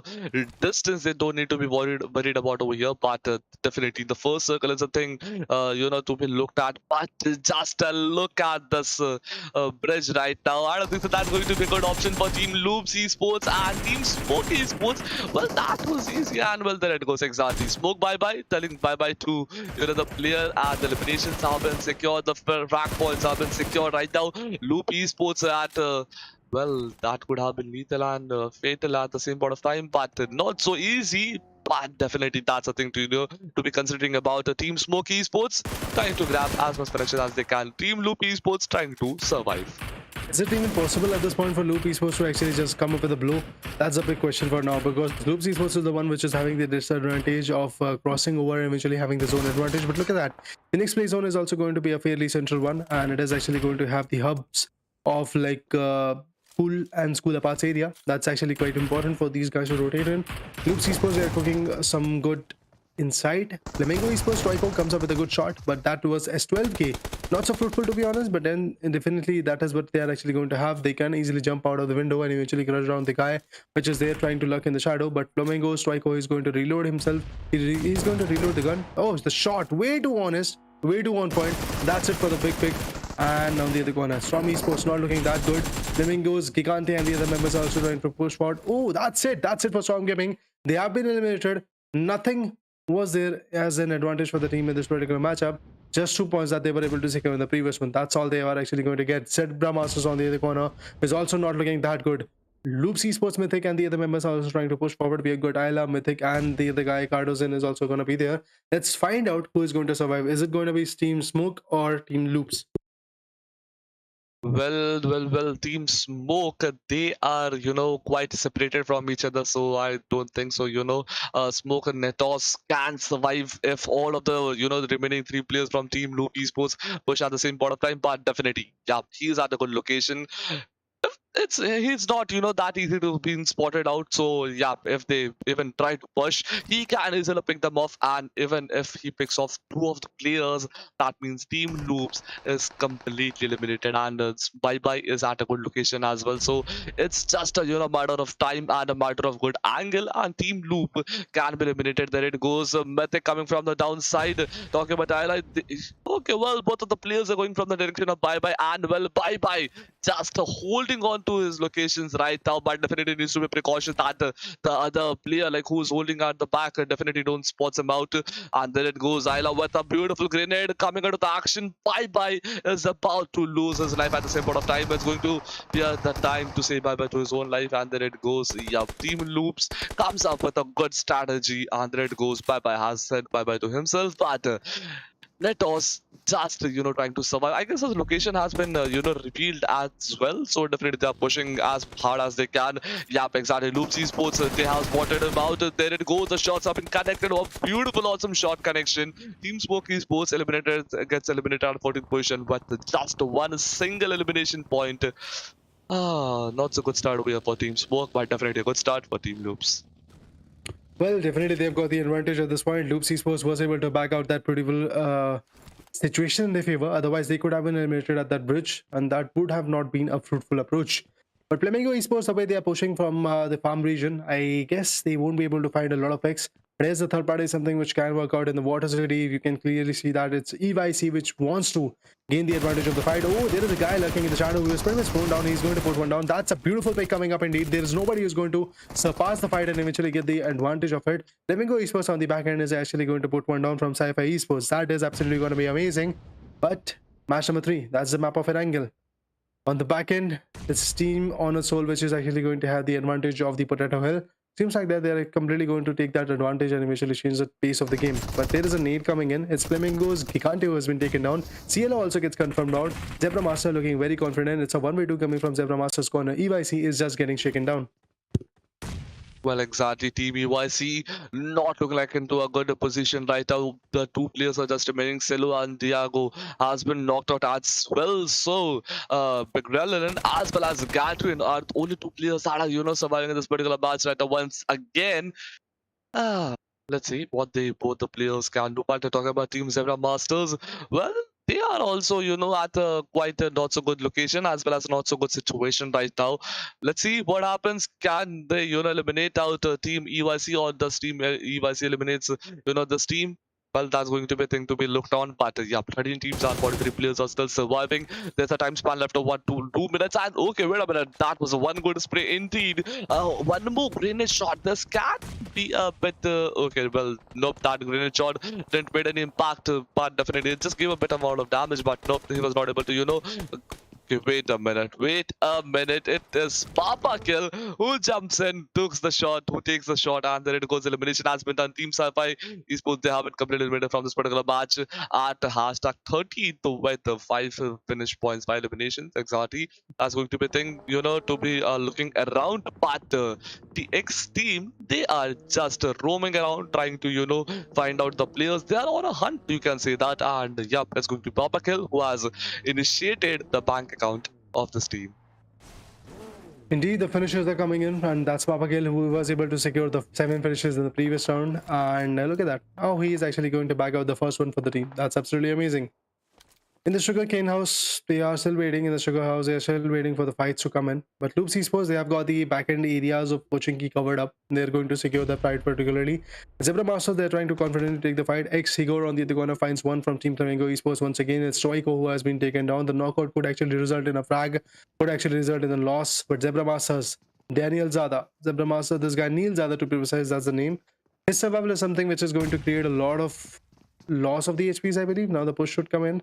And yes, the push is there. He's trying to repatch himself. He's trying to heal himself, and he was successful in it. The shots are there. The trade fire is something which is going to work out quite a bit. Let's see how far they will be able to get the advantage of this particular fight. There is no way that he can escape, but he can come up with some good nades, and that's what he's trying to go with. He's trying to cook up some good nades. He's trying to cook up some good opportunities for him. But look at that. Neil Zada is now in the balcony region. He's just waiting for the right opportunity, but his positioning has been revealed, I believe, after opening those gates for back and forth 2 times. I believe his position has for sure going to be revealed. But on the back end of Pubg, I believe from the western side of Pubg, the zone is going to get there and the shifts are going to be there. EYC, they are still trying their level best to configure the fight, and that's it for one good member from Team Zebramasa, and that's it. The elimination comes in. EYC has got the 3 flags. Now they're going to face off teams like Influence Gaming. This could be a very great fight for Influence Gaming because they can easily back out the third-party advantage, because what EYC is having is depleted shields, loss of manpower, loss of motivation for now, and that's exactly what Influence Gaming is going to reap on. Look at that. They are actually there trying to salmon in the border city, trying to salmon on the squad house.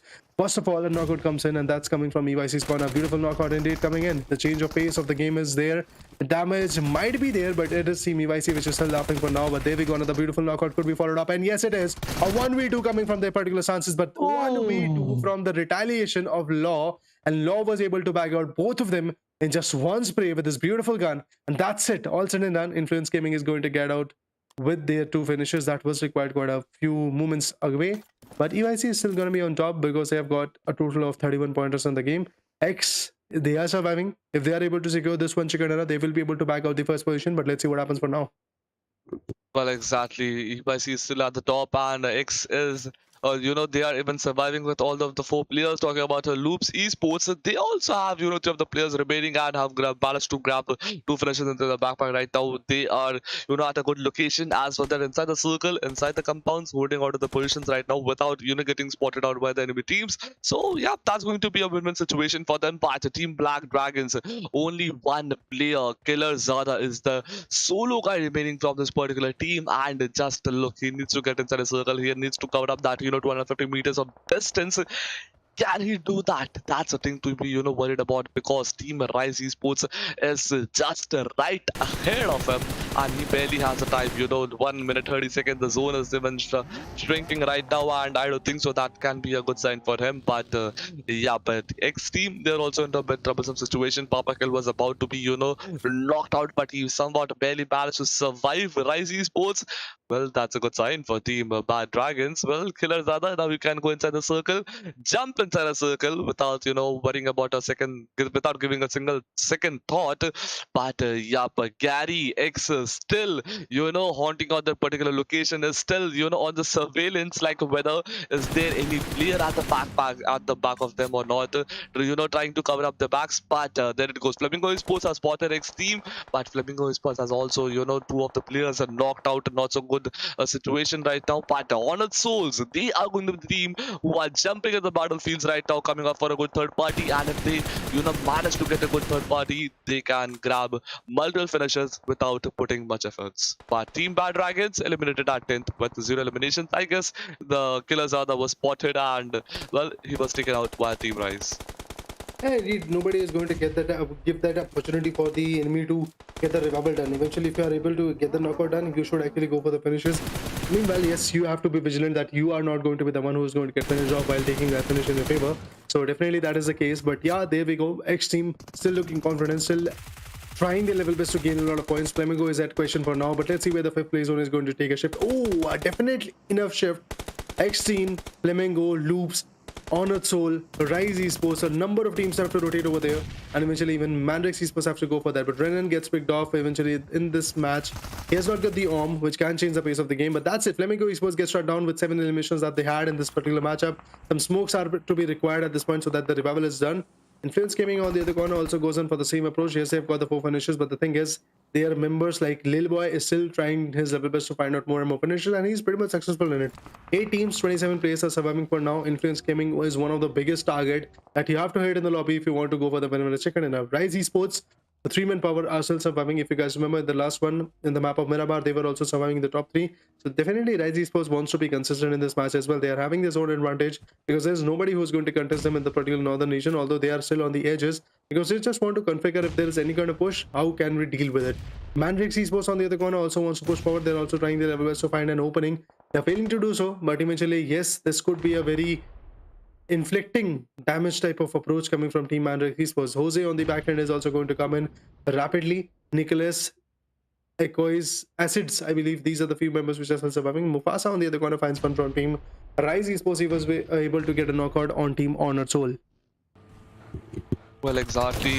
Team Rise Esports, trying to grab a few finishes into the backpacks right now. And oh, that was a way too close call over here for Gary X. I thought, like, for a moment that he has been eliminated, but the level of intensity that just hyped out right now was very good. And well, Gary X, managed to survive. He managed to grab one finish point in his backpack right now.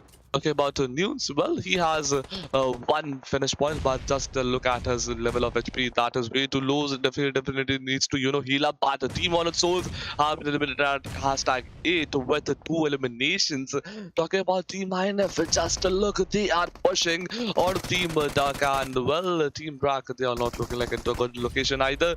Both of the teams are, somewhat into a better situation, trying to survive. MANDRAKES Esports, well, oh, that's not like a good sign either. 2 of the players have been knocked out. 3 of the players were knocked out, but yeah, Passes has been revived, and well, 2 of the players are now knocked out. But there it goes. One player has been eliminated. Team number 7. Team INF, they are pushing towards a team MANDRAKES Esports, but 7 teams and 20 players are the remaining, and the circle is going to now shrink within a time span of 10 seconds. There it goes.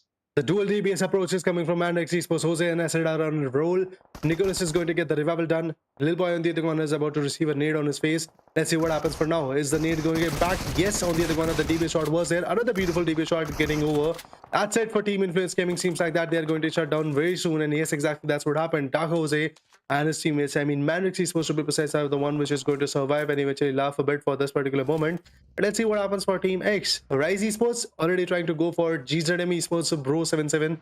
He won't be able to survive for long, I believe, the way he is actually holding the particular edge. And yes, he will be crushed down with a vehicle coming from Rise 7. What a beautiful takedown indeed. GZM Esports, a team which everybody has their eyes on, is now out of equation, is now done, is now finished off. If we talk about Loops, they had the 4-man power, but eventually one guy was compromised in the military base bridge fight, if you guys remember. But the other ones, let's see what happens. Papa Kill also gets pounded off. This is Team X, which is now having a lot of trouble to even survive. Well, exactly. We need to have a look what happens. Top 5 teams and 14 players. This is going to be a very crucial moment in this particular map right now. This is the 3rd match of today. And well, the teams definitely needs to the teams who are at the bottom they need to push up. There it goes, but it's gonna be Cardoso who spots out one more player, knocks him out, and tries to finish him off. But well, he is not into that good favoring situations of the circle either. He has been spotted by 2 different teams, and X team has been limited at 5th position with the 7 elimination. That's a good number of frags, getting out into the pockets right now and getting out of this particular match. But if just they managed to survive for a better longer period of duration, they could have gotten much more personal points. But there it goes. Team Loops, they are also pushing towards BRK. Now the probability of them is 34 point. But okay, wait a minute. One more team has been eliminated. That is going to be Team MANDRAKES Esports. Team Rise, they are just sitting. They are not even bothered about getting involved, trying to get involved in the battles right now, because they know that they have the number of good finishes into the backpacks. They are at a good location. They have the height advantage as well. But there it goes. Team Brazilian Killers with 3 players. That 1 player knocked out, 2 players surviving. Okay, well, he has been piped once again, but his gears are definitely damaged for sure. His utilities, consumables are definitely less compared to the numbers that Team Rise Esports has right now, and Team Rise Esports, they definitely know the exact location of the opposite enemy players, and well, they have upper hand. But the circle is now going to be one crucial thing to consider upon, whether the circle is going to favor Rise Esports or it's going to be favoring Team Brazilian Killers. Because if the circle turns out to be at a different location than Team Rise Esports, then they would need to push, and if you need to push that in such open patch, you are in a bit trouble. Well, Rise Esports, they're definitely trying their level best to tag around, and eventually, if the Brazilian Killers will be able to take down 1 or 2 members of Rise Esports, that could actually change the pace of the game. But for now, it seems like that Rise Esports is completely trying to gatekeep them. Oh, they are actually going to be fruitful in that. Because look at that, Rise Esports, Gary X, and the 7 guy, which is actually there on the top of that particular ridge, is going to have the height advantage. They're going to easily monitor every rotation or every movement of the particular team known as Brazilian Killer. This is not a chicken dinner which is going to go in the hands of Brazilian Killers. Only if Rise Esports now chokes somehow, things can change rapidly. But other than that, I believe Brazilian Killers is the one team which is actually going to be on the back foot. They're receiving a lot of shots from multiple corners. They're receiving a lot of damage from multiple angles as well. Gary X, he's got the buggy. He's going to find another beautiful angle if he can. But apart from that, the northern ridges are something which is going to be a problematic situation. 7 is also trying to go some good smokes. Rise Esports finally is able to rotate a bit. Let's see how far their rotations will be fruitful for them. 2 teams, 7 players are surviving. It's Rise Esports which is having the manpower, which is having the kill advantage. 12 kills is already there from their corner. What an amazing game. If they're able to bag out the last 3 as well, it will be a 25-pointer game for them. Mufasa gets spotted, sprays are there, but definitely not enough to put him down. Hideki, meanwhile, also reveals his position. Now he's going to receive the blow, but it is done by Kha'Zix. The knockout comes in. Mufasa gets picked off. I told you that if Rise Esports chokes, only if they are actually going to choke, then I believe Rise Esports won't be able to secure the winner chicken dinner. It could be actually going in the hands of Team Brazilian Killers. Seems like that the choke situation is actually here. Gary X is also receiving a lot of nades in his favors. Oh, gets spotted. Is about to go down. Is about to go down, but no. He's going to survive. Just barely, but he will be survived. He's not going to be unscathed, to be honest. He's actually going to receive a lot of damage, but the go the shots, well, it is way to 1 point. Another pick, another fire, and that's it. Rise Esports is about to actually take down the last man standing. Yes, they will be able to do so. Finally, the choke has been converted in an advantageous fight. That's it. It's, I believe, a 15-pointer game. Winner Chicken is already here. A beautiful game indeed. This is going to be a fruitful match for Team Rise Esports. Indeed, it was also fruitful in the previous one, but eventually not so fruitful as it is compared to this one. So yes, Rise Esports, they will be happy. They will be happy. They will be quite, should I say, surprised about the fact that they were able to secure the winner chicken dinner, because the way they were performing, I thought for a moment they won't be able to survive the way they were. 25-pointer for gamer. Now they are actually going to be on top, and #1 2,393 is the damage that they were able to dish out. Remember, this is week number 2. Day number 1, the map was ERANGEL, the third one to be precise out of the 15 matches that we have to see. But eventually now we are going to move on to the 4th match. But before that, we'll get to know a lot more about the 3rd match and the overall ranking and stuff like that. But we know we'll check it in the team. Let's talk about the statistics. Rise Esports 7 was the guy which was able to secure 6 finishes. Although if one more would have been there, the name would have been true. 7. Damage is 948. If I talk about Nunes, from his corner, 3 eliminations, 746 is the damage. Gary X was able to secure 4 eliminations, and the least amount of finishes that came from Team Rise Esports was known as Mufasa, who was able to secure only 2 finishes. The damage was of 254, but it happens, guys. These ups and downs are fairly going to be there. But yes, Rise Esports is going to be the one happy team out of this lobby, particularly, which is going to secure the winner chicken dinner. Although if we talk about Brazilian Killer, they were this close to securing that winner chicken dinner. The last Groza spray coming from the guy from Rise Esports, it changed the game, to be honest. Well, exactly. Well, for a moment, I thought that, to be very honest, that Team Rise Esports has choked, but even I did. Yeah. Well, eventually everyone did that. Like everyone thought that a team, Rise Esports has choked out. But I was even much sad, Thinking like, wait, this match was an easy win for the team. But they were like, okay, that was just a prank. Say hi to the camera, and well, they got the match eventually. But that was a very good, indeed one. But definitely we would be heading out further. We would be, having a look at the teams as well. So yeah. Team Rise Esports with an awesome amount of utilities, used 25 frag grenade. That's a massive number of, frags, as well as smoke that is going to be accumulating of total 26. So, well, that a total equivalence over 50 plus utilities for a solo single team. That's great. We won 1 drop, so yeah, that's actually a good thing, getting into the action right now. But XTEAM with 14 utilities as well, 21 smokes. Talking about a team influence, covering up a distance of 10,000 plus meters. So that's a long, amount of distance traveling. That's a good long drive and chilling around with the friends in the game virtually. But talking about team MANDRAKES Esports, well, they are also, having a quite a good amount of utilities used, but MVP for this particular match is going to be Rise 7. As you said, 1 finish less, or else it would have been, the name, the player. But 6 eliminations, 948 damage. Throwables used are going to be 19 and 4 assists. The amount of utilities this guy has used in a single match would have been accumulated total of mine, 19 matches. But definitely, Rise 7, what a gameplay, buddy. Just a respect plus. Indeed, a Sigma playing from this corner. I just love the way the contribution of this guy was there for the team. Let's talk about the eliminations and damage drop. On the contrary side, you can see that Rise Esports was the one consistent team which had 15 eliminations, and on the contrary side, they had the damage of 2,393. If we talk about XTEAM, 7 finishes from the corner, 952 is the right amount of damage that they were able to dish out. Definitely, this team is going to secure the second position if I'm not wrong. But if we talk about Influence CHEMIN, 7 finishes from the corner as well. 1442 is the right amount of damage that they were able to go with. MANDRAKES Esports, 4 finishes, 694 is the right amount of damage. If we talk about Loops, 3 finishes and 863 is the number that they were able to secure when it comes to the damage. Brazilian Killers had only 2 finishes. If you guys remember, that was the team which was able to secure the second position. But right now, Rise Esports, 25 pointers of a game. #1 is the position. XTEAM, 20 points from the corner. Influence Gaming, 8 points. MANDRAKES Esports, 8 points. Loops Esports, 8 points. Brazilian Killers, despite of getting eliminated at second position in the game, in the match-wise ranking, look at the position that they have got. 6th position. Reason being, number of lesser finishes. That's the one big reason, I believe. That's a one big no-no coming in. Flamingo Esports on the other corner was able to secure 7 finishes. EYC Gaming had 3. And then when it comes to On Its Souls, we have got 3 finishes from the corner as well. GZM Esports also had 3 finishes. Zebra Master had 2. Smoke Esports had 1. Storm, Sci-Fi, Black Dragons. These are the 3 teams, which are 3 teams to be precise, which were not able to secure even a single finish.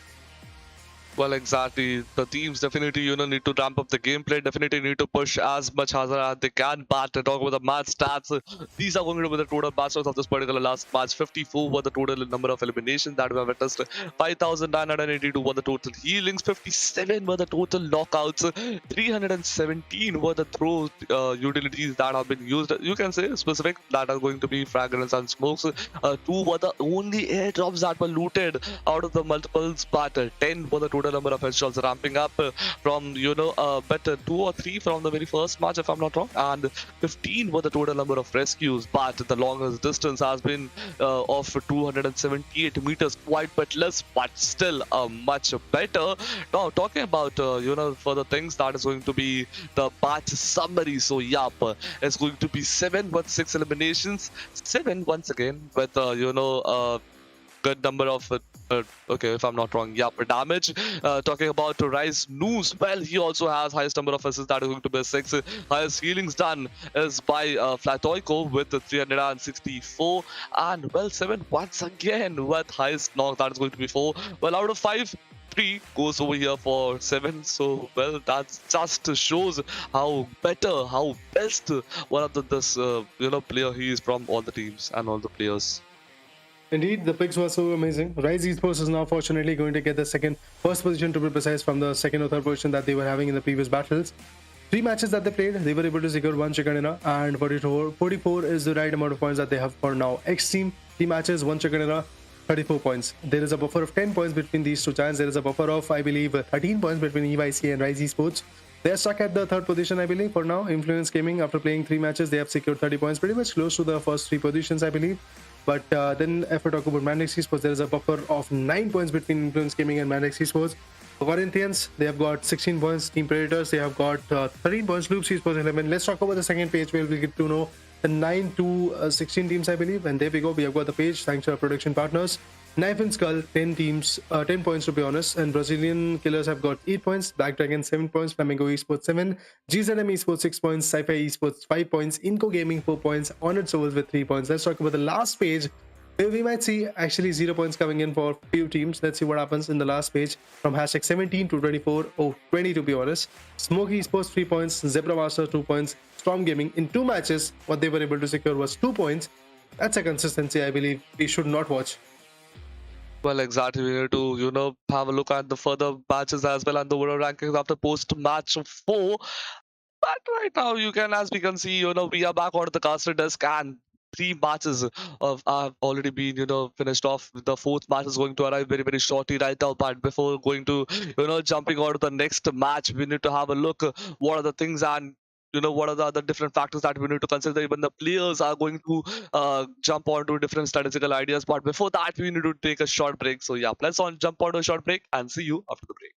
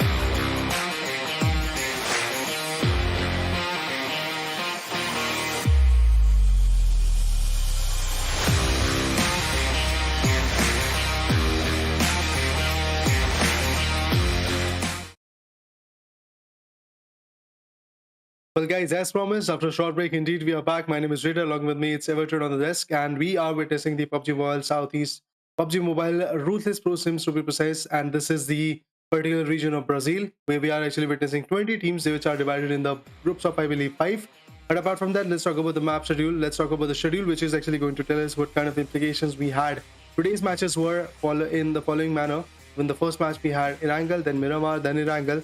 Now we are moving on to Miramar, the map of Golden Sand, then we'll go to ERANGEL as well. First of all, if we talk about the chicken dinner, it was the first chicken dinner coming from EYC Scorner, a 26-point bomber. That is the highest that we have seen in the V number 2, to be honest. But when it comes to the map of Miramar, the second one, we had XTEAM securing the 13-pointer game.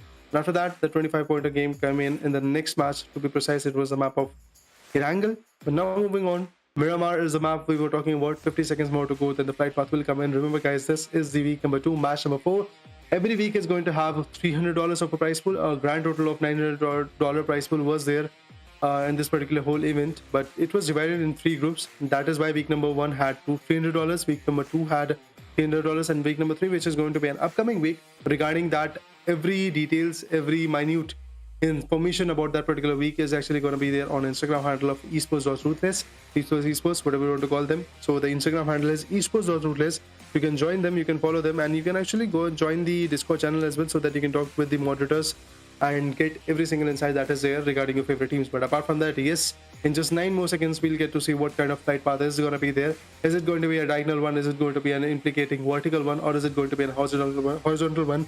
That's a big question for now, but look at that. The flight path, well, it is starting from areas which are unplayable, to be honest. From Puerto Paraiso, which is going to go towards like Monte Novo or Chomesara region. So yes, that's a flight path. Look at that, a beautiful flight path coming in from Puerto Paraiso to the areas like Chomesara, Los Angeles, and eventually Monte is also in the questions. Well, exactly. Definitely, we need to have a look where are the different locations that a player going to drop onto. What are the situations and scenarios that we are going to witness during the very early stages of this particular match? And there it goes. The players have already decided to land. I guess Impala is going to be one of the early regions where the teams are going to drop on to. Los Angeles is also going to be a good location to jump on, and it's going to be a good city to grab as many finishes as they want and get a good amount of loot into the backpacks without having a second thought. I am assuming, I don't think so, there are multiple teams which would be going to the regions of Los Angeles, as they would be thinking other teams would be jumping over here as well. But yeah, San Martin is a location to be considering upon. Picardo is going to be another location, and El Pozo should be a good location to go on to, as I don't think so many teams would be going on to that location right now, because it's a quite a good far distance. I am assuming the players will opt on for a vehicle and then going on to the upper regions, but the circle is going to be a thing to be looked on to. Definitely, we have to see where the circle is going to be there, and look at that, a beautiful circle. Mochenovo and El Pozo is going to be sort of the central part of the circle, but there are a lot of teams which are there in the Los Angeles region which can come up with a clash. Apart from that, there are a few teams which are jumping into areas like Puerto Paraiso, for example, specifically if I talk about GZM. Well, there we go. They have got the particular region of the Puerto Paraiso. Oh, the shots with a beautiful takedown. I believe it's not going to be that possible, and exactly that is the case. The guys that he was trying to shoot down are able to rotate, but here is actually a chase coming in, seems like that. Okay, no, he's actually turned back. He's actually here in the compound. That's INCO Gaming, which is going to have the advantage of the Picardo. Welcome to Picardo scenario is going to happen, because the team which was pretty much close to it is completely bailing out from the situation, and that is Loops Esports, if you guys remember. And apart from that, I guess we might see some shifts coming in the areas of El Pozo, because there we go. We have got Storm Gaming along with Corinthians, which are pretty much close to each other. So there could be a takedown in that particular follow-up state. Exactly, multiple teams are rotating, going at multiple different locations right now, and it's match number 4. The peer pressure is definitely going to be a bit higher compared to the very early stages of this particular match, very particular day. Esports, they are, I have no idea where are they jumping on to, where are they going, what is the strategical mindset right now as well. Okay, there it goes, one of the players is in the regions of Hacienda del Petron. Meanwhile, talking about Corinthians, they are at a very good location, quite far from other different teams, and looting without any having a second thought. Picardo is a region to be considering upon, to be having a look on what are the teams, what are the number of teams that have jumped onto that regions right now. So yep, if we can have a look onto that point, that would definitely be good. Oh, hey, there it goes. It's going to be Zebra Bus. I thought like there should be one team in the very early stages who would be rotating with all of the 4 players in a single vehicle and shifting to a different new location. And well, exactly that's what I imagined is going to be happening over here with the team Zebra Masters. All of the 4 players in a single vehicle going for a rotation for a very different far location, so that they are not quite bothered by anyone during the very early stages. And there it goes. The ranking are up over here on the very right hand side of the particular screen. Team Rise Esports with top most amount of points, you can say, into the backpacks right now. Let's see how it goes for them in this particular match. Well, they are at the top, and well, they also have quite a good amount of point difference between them and team EYC. Let's see what happens. Tough competition indeed is coming upon us. Flamengo Esports is a big team, and eventually the last battle we saw Flamengo Esports getting shattered while they were trying to push forward for the play zone. So these are the minute errors that Flamengo Esports is coming up with. I really believe that they can actually change the pace of the game, meanwhile performing exceptionally well as well. But on the other corner, 15 teams, 60 players, that's what we have got in our favor. But let's see how far their rotations is going to get compensated. Seems like that Storm Gaming is another beautiful team which was pretty much close to a retaliation, which was pretty much close to a fight coming in. Zebra Masters, Hasindal Patron is the region where they are. But there is a clash between these two giants. We have got Loops Esports as well, I believe, in the very close vicinity. This could be a great clash where Loops Esports might be able to capsize on it, because after seeing the past 3 matches of Zebra Masters, it seems like that Zebra Master is just unable to compete with the 4v4 fight of 4v4 type of fight. But there we go, a good shot indeed. Rafa is way too on point. Oh, Rafa gets finished off by Ayala, and he's not going to survive anytime soon. And this is the first blood coming from the lobby.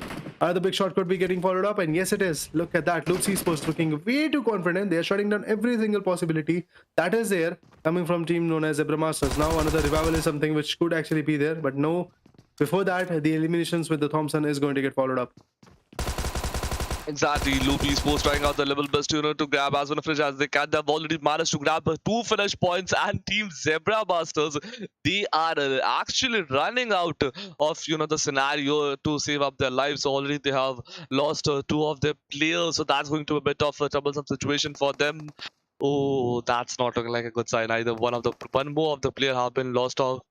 Only one solo player, that is going to be Zara 777 is surviving. And just a look how aggressive the team Loops, they are pushing on to them right now. And Team Zebra Masters has been eliminated at the very early stages of this particular match. That is going to be at 15th position without any single frags, without any single points into the backpack. So that means just getting out of this match with 0 points. That's not a good sign indeed, but definitely, they still have one more match left. They would be, working out onto the strategical plans right now. There it goes, Team Predators trying to, knock out the enemy teams as well. There it goes. One of the players has been knocked off. The revival, I don't think so is going to be happening at any point of time. And there it goes, the kill. The finish point has been successfully accumulated over here by Team Predators right now. And talking about the opposite team, that is going to be Team KS, starting off with 3 players right now.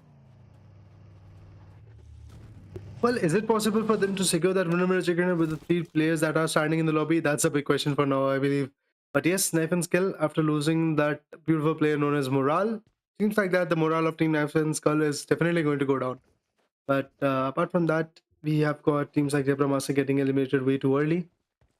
Other losses are like EYC's one good member, and as we were talking about Knife and Skull's one good member also got bragged out initially. But apart from that, Flamengo Esports is trying to rotate, and they're pretty much close to Flamengo Esports. If the rotation is going to be on point, the eliminations would be actually the thing which is going to get followed up. Let's see what kind of elimination will be there. But I'm just waiting for the first play zone to shrink in. Let's see where the first play zone is going to impact, what kind of rotations is going to bring to the lobby. That's a big question for now. Exactly, we need to have a look out at that point. The first circle is shrinking. The second circle is going to arrive very, very shortly right now. Team GZM, they are also having having a good match right now. Talking about Sci-Fi Esports with all of the 4 players remaining, trying to, stay quite low and, complete out the loot phases. Malcolm, I'm assuming that most of the every team, they are not worrying about the fights, but they are just getting involved. They actually don't want to, get involved during the very early stages, but it's quite unavoidable. Like if a team jumps onto you, you cannot, just run like showing off your back to them. You definitely need to go for a fight, and if you go for a fight and if you don't have that, proper amount of utilities and proper amount of ammunition into your backpack, definitely you are going to lose out the battle. And there it goes. Multiple teams, they have lost of their lives right now, have either been due to one of the reasons. There it goes. Team Predators, as I told earlier, like during the first map of Miramar of today, that's going to be the second match, that the rotations in this particular map is quite harder when you are going for a bigger vehicle, especially the vans. And there it goes. He was quite a bit troubled out by the ridges, but definitely Miramar is the map of ridges, is the map of golden sands. And well, the ridges, the more the disadvantages, the better they are as used for advantages. Let's see what kind of advantages are we talking about at this point, because if we talk about the second person, it's looking quite interesting, to be honest. But there are a lot of teams which are coming from southern western region, and look at that. Honest World is there, Sci-Fi is going to be there, Team Predators is there, Brazilian Killers outside the particular play zone is going to be there. We have got GZM Esports also trying to configure from the same location. Knife and Skull is already trying to take a contestment from the southern region. We have got another beautiful team that's going to be Black Dragons. So a lot of contestment is upon us. Let's see which is the team which is going to fall short of their lives, which is going to fall short of their angles from which they can survive and stuff like that. But 14 teams, 54 players, that's what we have got. Zebra Masters, well, they went out way too early, but the other teams, they want to survive till the end. Rise Esports outside the play zone, it is going to be very hefty for them to just pay the price and eventually be in the zone. Exactly. The players, will be trying to stay inside a circle as possible, because if you remember, Raider, like it was the first match, if I'm not wrong, where the players were, being eliminated by the play zone. Like I even remember that you said, if I'm not wrong, that the players are getting eliminated by the play zone. So I have no idea. Okay, I am assuming that it was just one single player who was unable to enter the match. I had read in the chat as well. So that was a different thing. But definitely in this match, the players will be, trying to stay inside a circle as much as possible without, being spotted out, holding on to good locations till the very end, and just jumping out of the fight so that they get the personal points as well as the finish frag points. But Team Predators, with all of the 4 players starting, 1 finish point. Team Rises still at the top. Part is going to be Loop, who has accumulated so much points in this particular map, but still total it's just 15, and it's not enough to jump up up to that top tier right now. Team Storm trying to push on to Team Sci-Fi. Okay, can Team Sci-Fi eliminate Team Storm, or it's going to be Team Storm who's going to eliminate out and jump directly towards the top of the Team Sci-Fi? Let's have a look onto that point. But Alazine coming over here with a good grenade. I thought that grenade could have been connected, but well, it was quite good sign over here that he was not able to get the connections. And there it goes. The battle is going to continue further, and Team Storm would need to come up with a new strategy to get much closer compared to what they are right now holding on to. Rightly said. Eventually, I would be able to agree on that particular point. But Trauma Esports and Sci-Fi, they're in a fight. They're in a pickle. The damage is coming in. Pereira definitely trying his level best to survive, but eventually that won't be easy. Look at that beautiful molly going all the way to the player to tag him around. But no, that was not a fruitful outcome, to be honest. Okay, it was pretty much close to Ellison, but still wasn't able to tag him, wasn't able to actually finish him off with the molly, or maybe eventually go for the knockout as well. So these are the kind of few things which is happening for now. But if I talk about areas like Monte, that's a beautiful location to be precise, but only if you have got the right ridges, only if you have the right idea of where the ridges are. When it comes to the map of Miramar, this is the only thing everybody lacks, I believe. As an esports enthusiast, even if you are a T1 player or a player with the credible game sense and stuff like that, you can't actually predict what happens in the map of Miramar, because you don't know every single nook and corner. You know the right compounds, you know the right bigger areas like Los Angeles and stuff, but eventually you won't be able to like, let's say, judge if you are stuck in an open region, that from which location you should rotate, from which location you should survive, and from which location you can get the advantage. El Pozo will be there. I guess 70% of the areas of El Pozo is actually going to be there in the zone, but in the central location, I believe some knockouts are coming in, and that's a beautiful trade fire coming in from Team Storm Esports. They are just trying their best from Team Storm Gaming. A beautiful knockout indeed is there. Sci-Fi Gaming is definitely trying their level best to approach the fight. On the back end, we have some more players trying to push forward, some more players trying to change the pace of the game. They're just waiting for the right opportunity. Seems like that Storm Gaming could be the one which is going to go at a loss. Thompson is in hand. Some sprays are coming in, but not a fruitful one indeed. They are players which are still hiding, but a nade, a beautiful nade indeed, finds Pereira. Now he's knocked out. It's a pressure upon Team Storm Gaming for now. Well, exactly. Team Storm, they're also under a bit of pressure, but there it goes. Team Sci-Fi holding on to themselves right now. One of the players has been knocked out in its revival as well. Okay, that goes. That's going to be a win. Beautiful indeed. Can it be connected? I don't think that that's going to be connected either, but Alazine is also quite low on to HP. Just imagine a team jumping onto this particular location, eliminating out both the teams.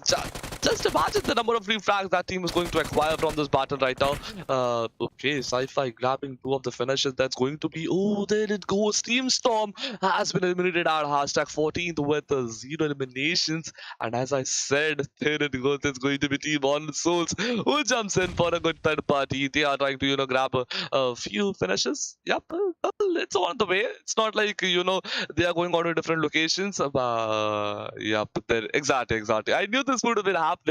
Just one grenade, just to, show that we are present. Letting the team, be a bit feared out, but not pushing aggressively onto them right now. What I wanted to see is actually coming up to a standstill for now, I believe.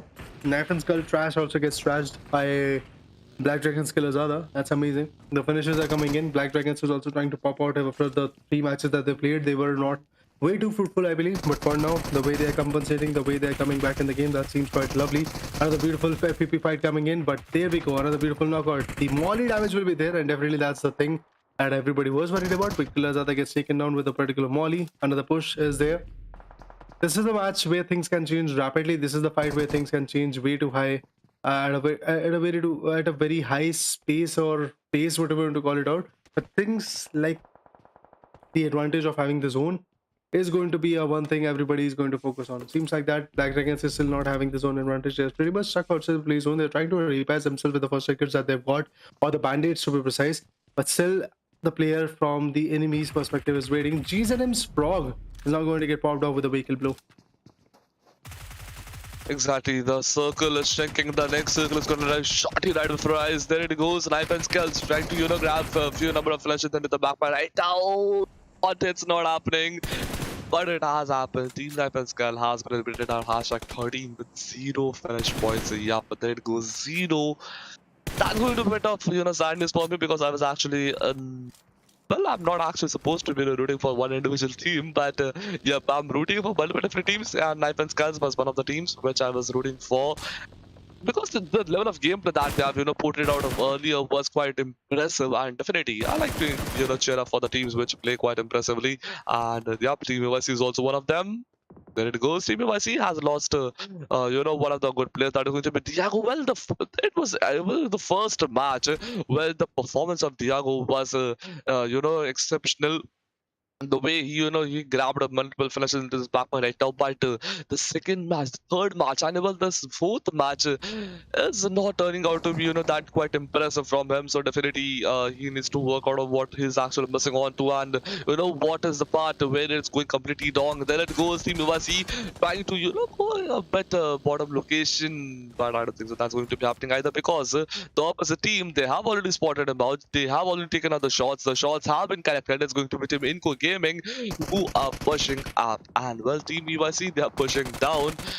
Okay, well, utilizing all the height advantages that they have in the world right now. Oh, that was a very close call. I thought it was a good connection. Team USC lost one of the player, and I guess Gedrian is also going to be knocked out. And there it goes. Gedrian has been knocked out as well. Cello is going to be the last player surviving from this particular team. Not a good sign for Team USC. Now, if we talk about Cielo, the last man standing, absolutely a bad instance of an approach coming from this particular team.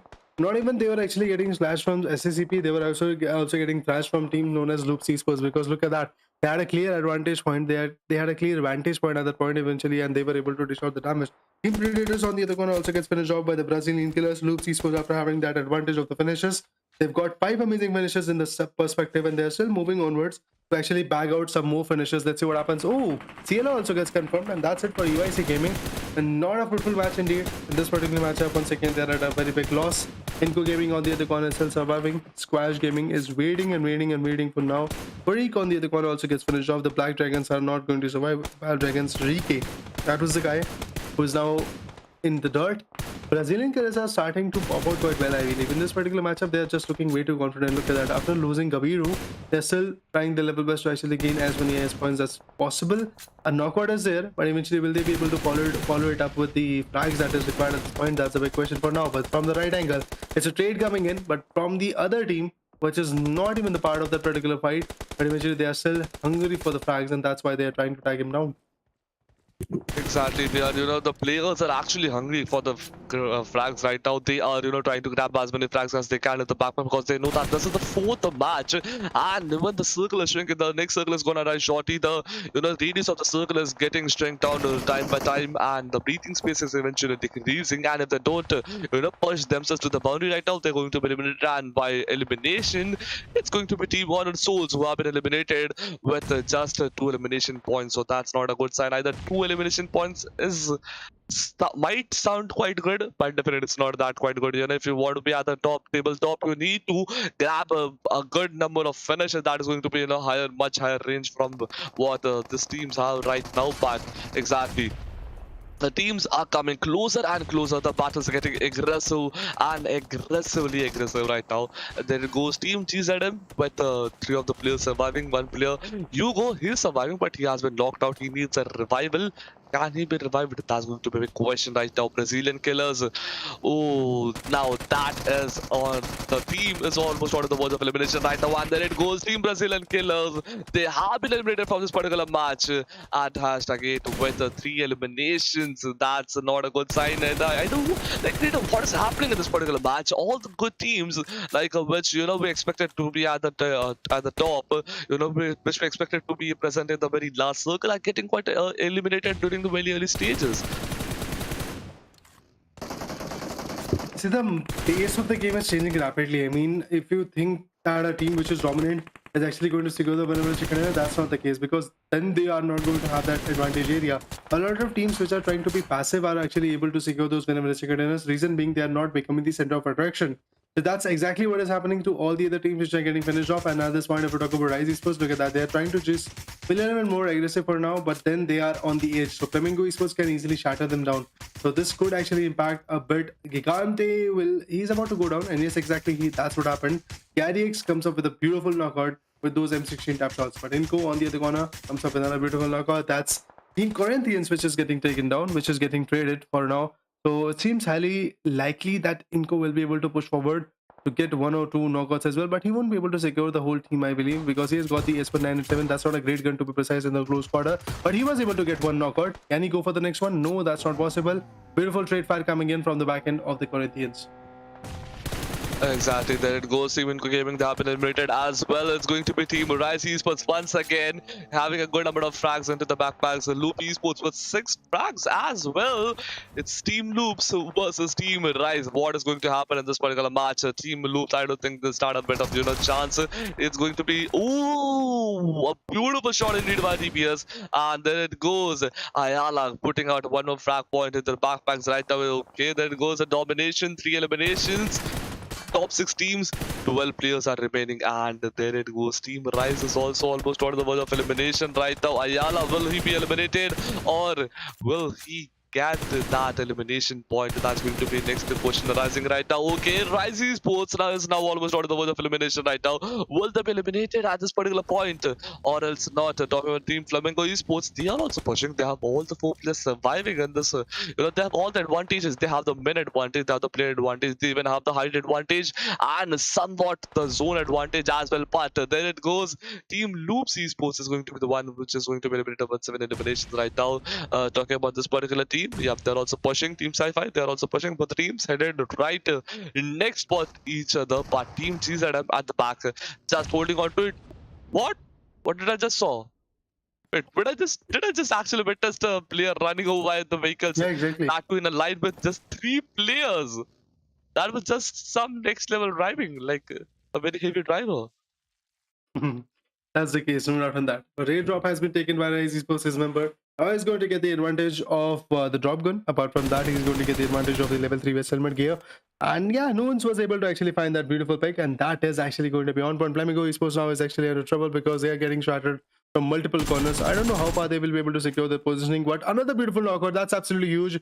Nuns is looking way too confident at this point. He's not losing even a single frag at this moment. I mean, he's the last man standing of his team. Definitely, he has to survive a bit more. But the way he's surviving, he's actually looking quite aggressive. I really doubt that he will be able to go for the top 3 positions because the way he's performing, he can be spotted, he can be finished off. But Rise Esports' Nuns is actually on the back foot, so he might not actually get surprised. He might not actually get taken down. Sci-Fi Esports, GZM, these are the few teams which can actually go down before Rise Esports Nuns get shut off. But yes, Flamingo Esports have got the chance of having the winner chicken dinner. If they don't choke at this point, the winner chicken is fairly going to be there in the hands. But there is a rotation coming in from outside the particular play zone. It's Sci-Fi Esports' Lorenzen who is going to rotate and eventually have the advantage of the particular play zone.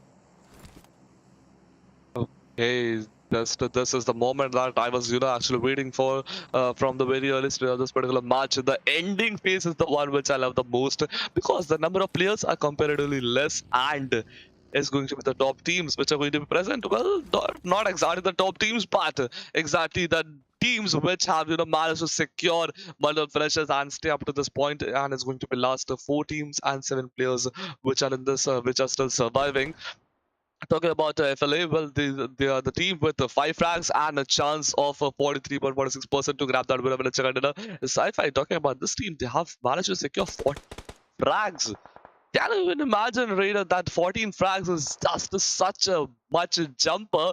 Like multiple teams do not even manage to grab that 14 points in total accumulation of 2 to 3 points per exactly. Yup, there it goes. Sci-Fi Sports with after that they're at a good location as well. I don't think so. They can get into the circle that easily. Flamingo, well, they're just holding on to it. They're trying to just hold on to the spaces. Let's see, will they be able to secure those beautiful winner chicken? That's going to be the main question for now. Rise Esports Nuns barely holding to this zone. But right now, the next play zone, which is going to shrink in just 20 seconds, is not going to be a comfortable one for him. So let's see how far will they be able to go. Let's see, is it going to be an easy for them to actually just go for the finishes, go for the fights, go for the takedowns and stuff like that? I really doubt it, but at this point, Flamingo Esports is the one team which can easily secure the winner chicken. I've been emphasizing on this particular point because yes, first of all, they've got the manpower. Second of all, they have got the zone advantage as well. They should not let anybody at this point to be in the zone, although that can actually make them the center of attraction, but that can be dealt with. The reason being they have got the manpower. That's the main meta at this point. But Sci-Fi Esports now have to rotate because zone pressure is going to be there. Same goes for Rise Esports' Nuns as well. He's also going to rotate a bit more towards the particular play zone. And he will be dumbfounded. Oh, the vehicle crash is going to be there. That's upon even coming in. I believe he's easily going to find him. And that's it. A knockout indeed is there. Lorenzen gets shut down. He has been finished off outside the play zone. I believe there is a heal battle coming in. That's interesting to see that Sci-Fi Esports is approaching for a heal battle. Exactly. Top 4 team, 6 players. That's a one intense and aggressive at the same amount of time. Okay, it's going to be Team Sci-Fi Esports who have been eliminated at 4th position. Only if they could, manage to survive for a match. Oh, there it goes. This is what I was talking about. I knew this could be happening. Well, the results have already been popped up. I was not thinking the match would end this early. There it goes. Team Sci-Fi, just only if they hold it on to, a bit of, good location and a bit of advantage and luck into the pockets, they could have easily grabbed the match. They could have easily, taken another winner with a chicken dinner title, but it's going to be the different team who gets the title, who gets the match, who gets the 4th match of today, and well, indeed, is going to be the sole, the holder of the winner with a chicken dinner title. Flamingo Esports. That's the team which was actually going to secure the winner chicken dinner. Yes, stuck at hashtag 5th position, I believe, at this point. But apart from that, if we talk about the right callouts, they were absolutely amazing. A total of 17 pointer of a game is going to be there from Flamingo Esports' corner.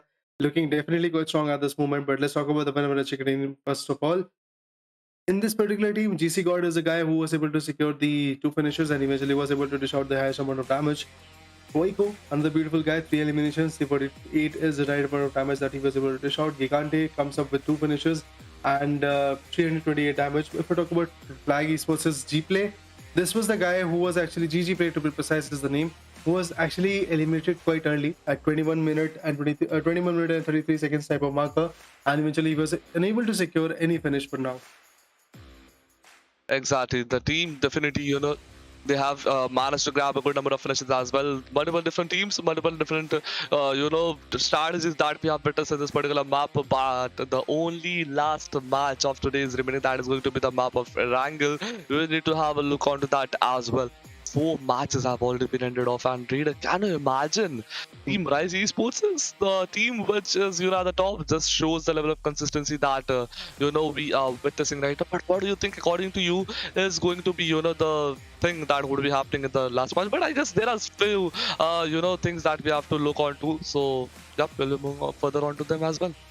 We'll be coming back to your question, but before that, let's talk about the teams to watch. Sci-Fi Esports is the team which is going to have the kind of rotation that is not that far away, to be honest, because they had the rotation of only 5,527 meters, 15 nades from the corner, 20 smokes.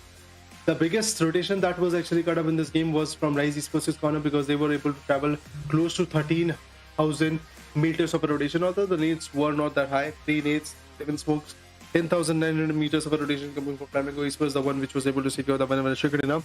Meanwhile, the MVP is going to be from Sci-Fi Esports, that's Lorazin, with 9 eliminations. Well, that's amazing. Well, 9 eliminations, that's a good, that's a great number of eliminations by a solo player in a single match. And the amount of damage that is going to be 1,024, that's commendable as well. Talking about the utilities used, is going to be 16. I just actually, wanted to have a look at how many are the grenades, how many are the frag grenades, and how many are going to be the smoke grenades once. But talking about the assist, is going to be 2 assists. So, yep, that's going to be a good sign as well. He has been the amount of influence that he has put onto his team is great as well. Because match ranking, it's going to be team Sci-Fi Esports at the very top with total 18 finishes. Definitely, they didn't manage to grab that winner with a chicken dinner, but definitely they are at the top with 18. Flamingo Esports, the team which grabbed that winner chicken dinner, has 17 points, so they are at the second. This shows that if you have more number of eliminations, you can easily be at the top rather than the team who has grabbed winner chicken dinner with the less bags. Talking about Team Rise Esports at the third, well, at least they're on to the podium places with 11 points. Team Loops Esports at fourth with 9. CZM Esports at fifth with 9 as well. Corinthians at hashtag 6 with 7 points. Brazilian Killers, well, they're at hashtag 7 with 4 points.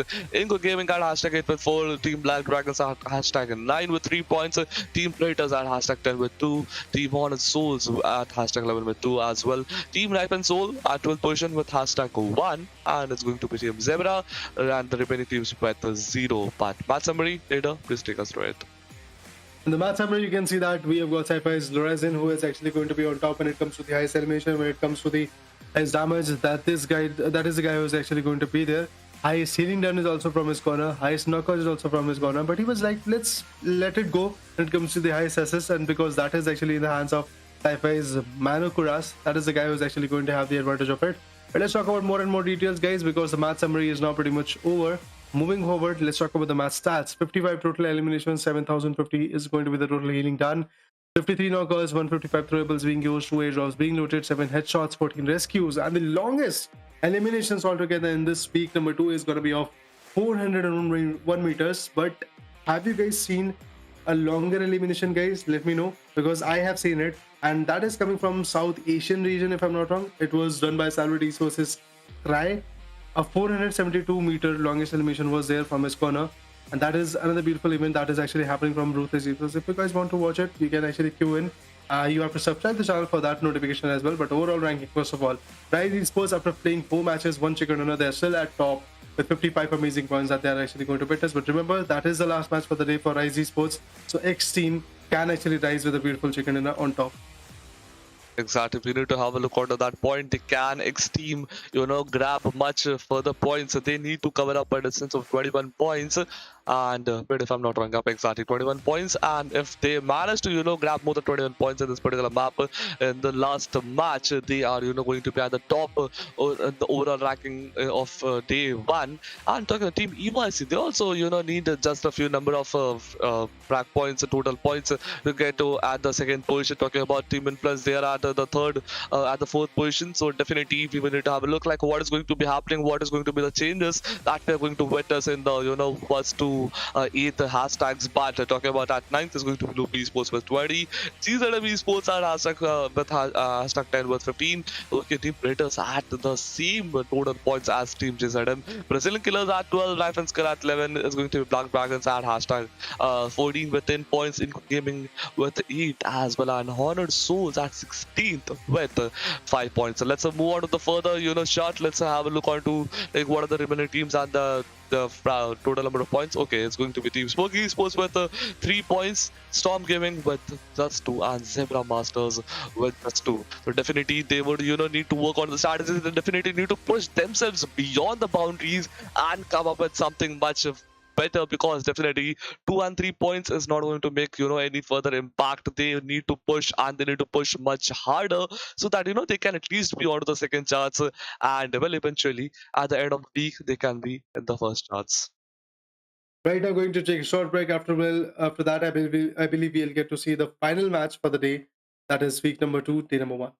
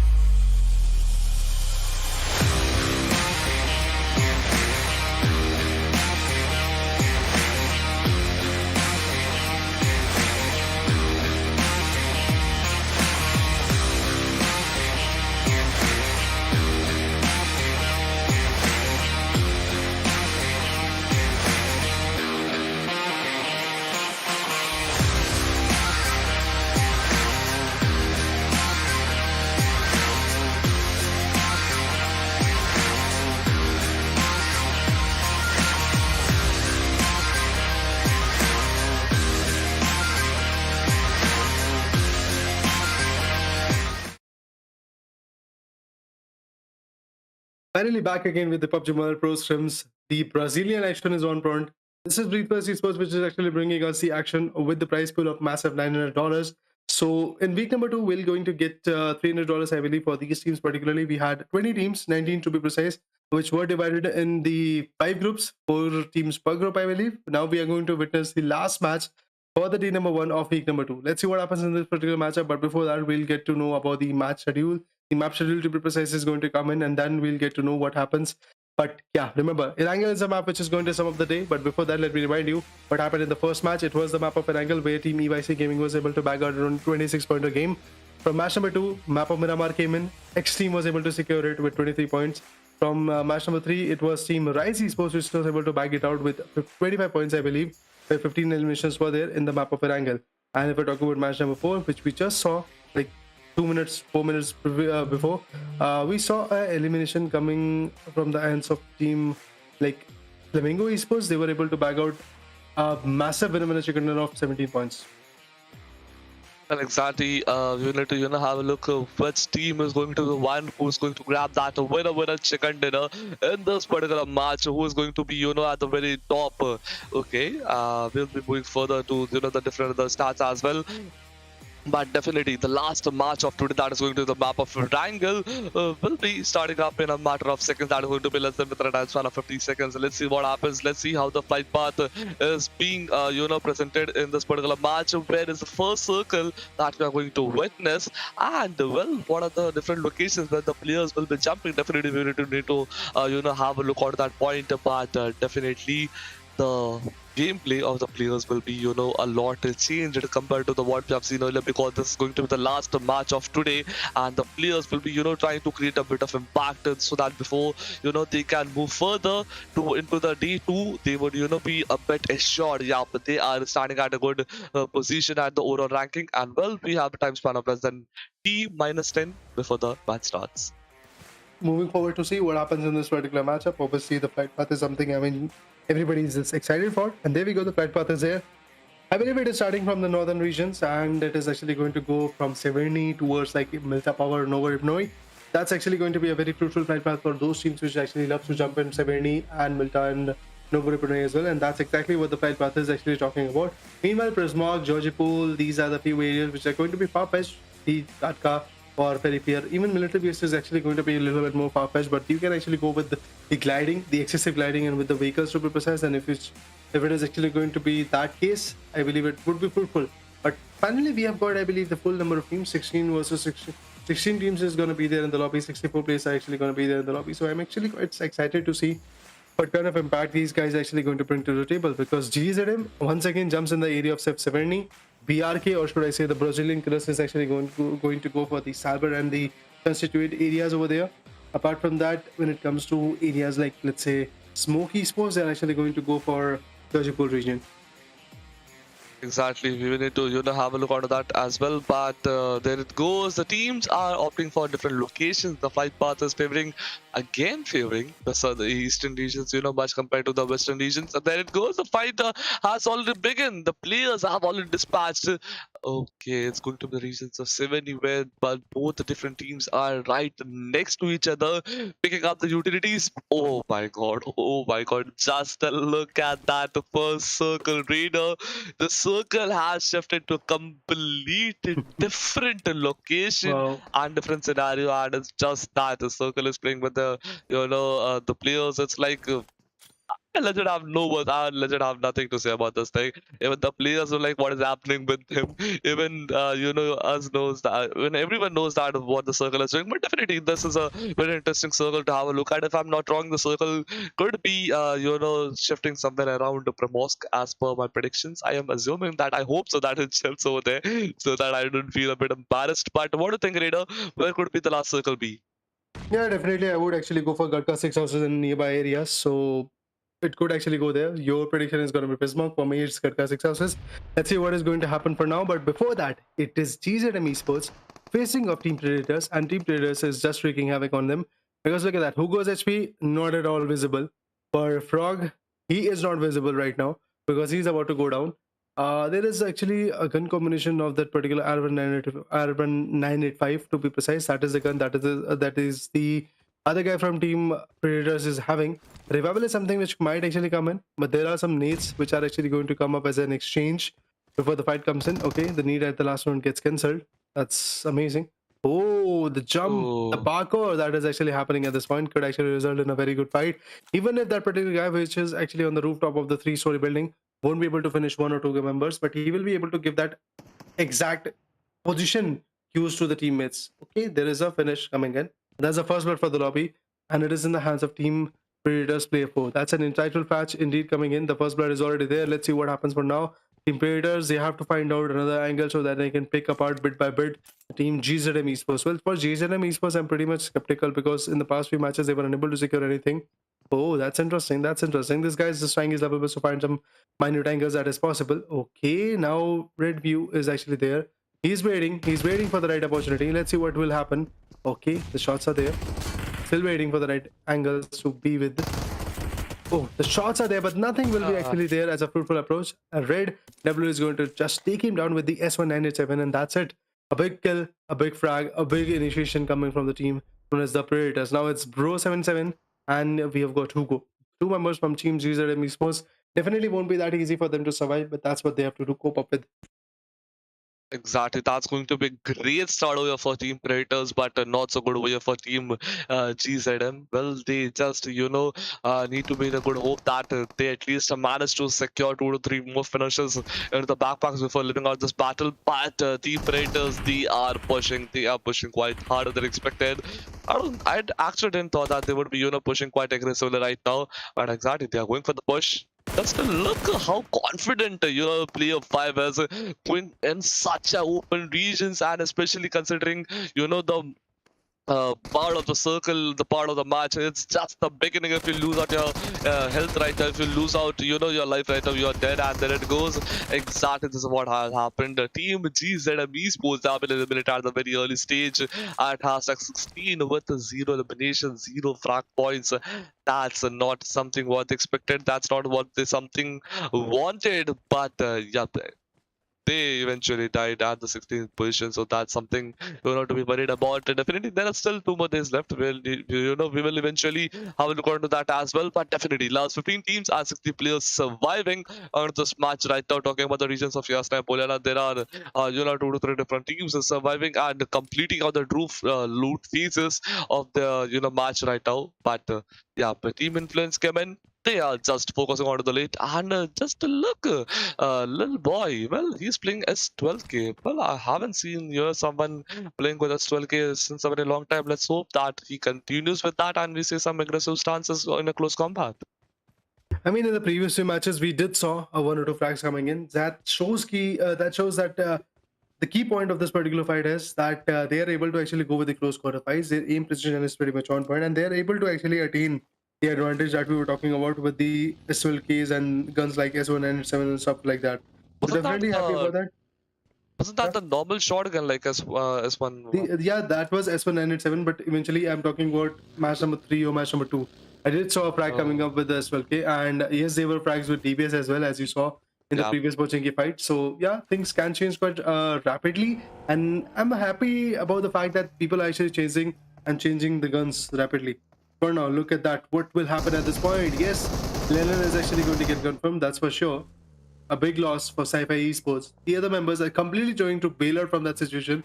Now they are in the farm region. Although the zone is not going to support them quite a bit, but yes, that's a region where they can loot. They might actually be able to find 1 or 2 beautiful loots and stuff like that. And if it is actually going to be possible, that would be lovely for them in the near future. Seems like that Sci-Fi Esports Manukuras is the guy which was able to do a lot of damage in the previous fight. Is still here. Is still trying to figure out what will be the approach. What will be the approach when it comes to the flagging power as well. They are stuck at the 6th position. They are outside the play zone as we saw. The RK on the other corner, that means Brazilian Killers is another huge team, which is stuck in Salbar, if I'm not wrong, is also pretty much outside the play zone. Okay, but Team Sci-Fi, just to look at the position to be very starting off with, they are at a very good location.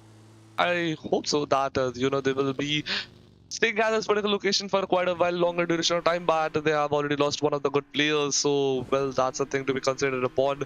What is going to be the future of the team right now in this match? Yeah, circle, definitely the circle. The zone is shrinking, the circle is shrinking eventually. The players are, shrinking as well. As I mean, the players are getting closer and closer, and once they're closer, the breathing space is definitely eventually less compared to what they have, between them right now. There it goes. It's going to be Team BR who has already started a fight. They're about to start a battle, with the different teams. Talking about the team Knife and Skull, they are also quite comparatively closer than they eventually will want to. They have been, I guess, spotted, or else they will be spotted quite easily. They are inside the circle, so that's a good sign for them. But Team Honor Souls are way too closer than expected. None of the teams, are trying to involve themselves into the early stages of the battle. They are just holding on to, and well, the number of players we have been shifting to mostly every one of them have a good amount of loot, but still they are refining the loot that they have. They are just cross checking out the backpacks. If they don't want it, then directly dump it out. If they want it, they are just replacing it with the utility that they think that they can easily find out during the early earning stage of the match. But there it goes within a time span of 5 seconds. 5 seconds, the circle is going to shrink and the next circle is going to hop.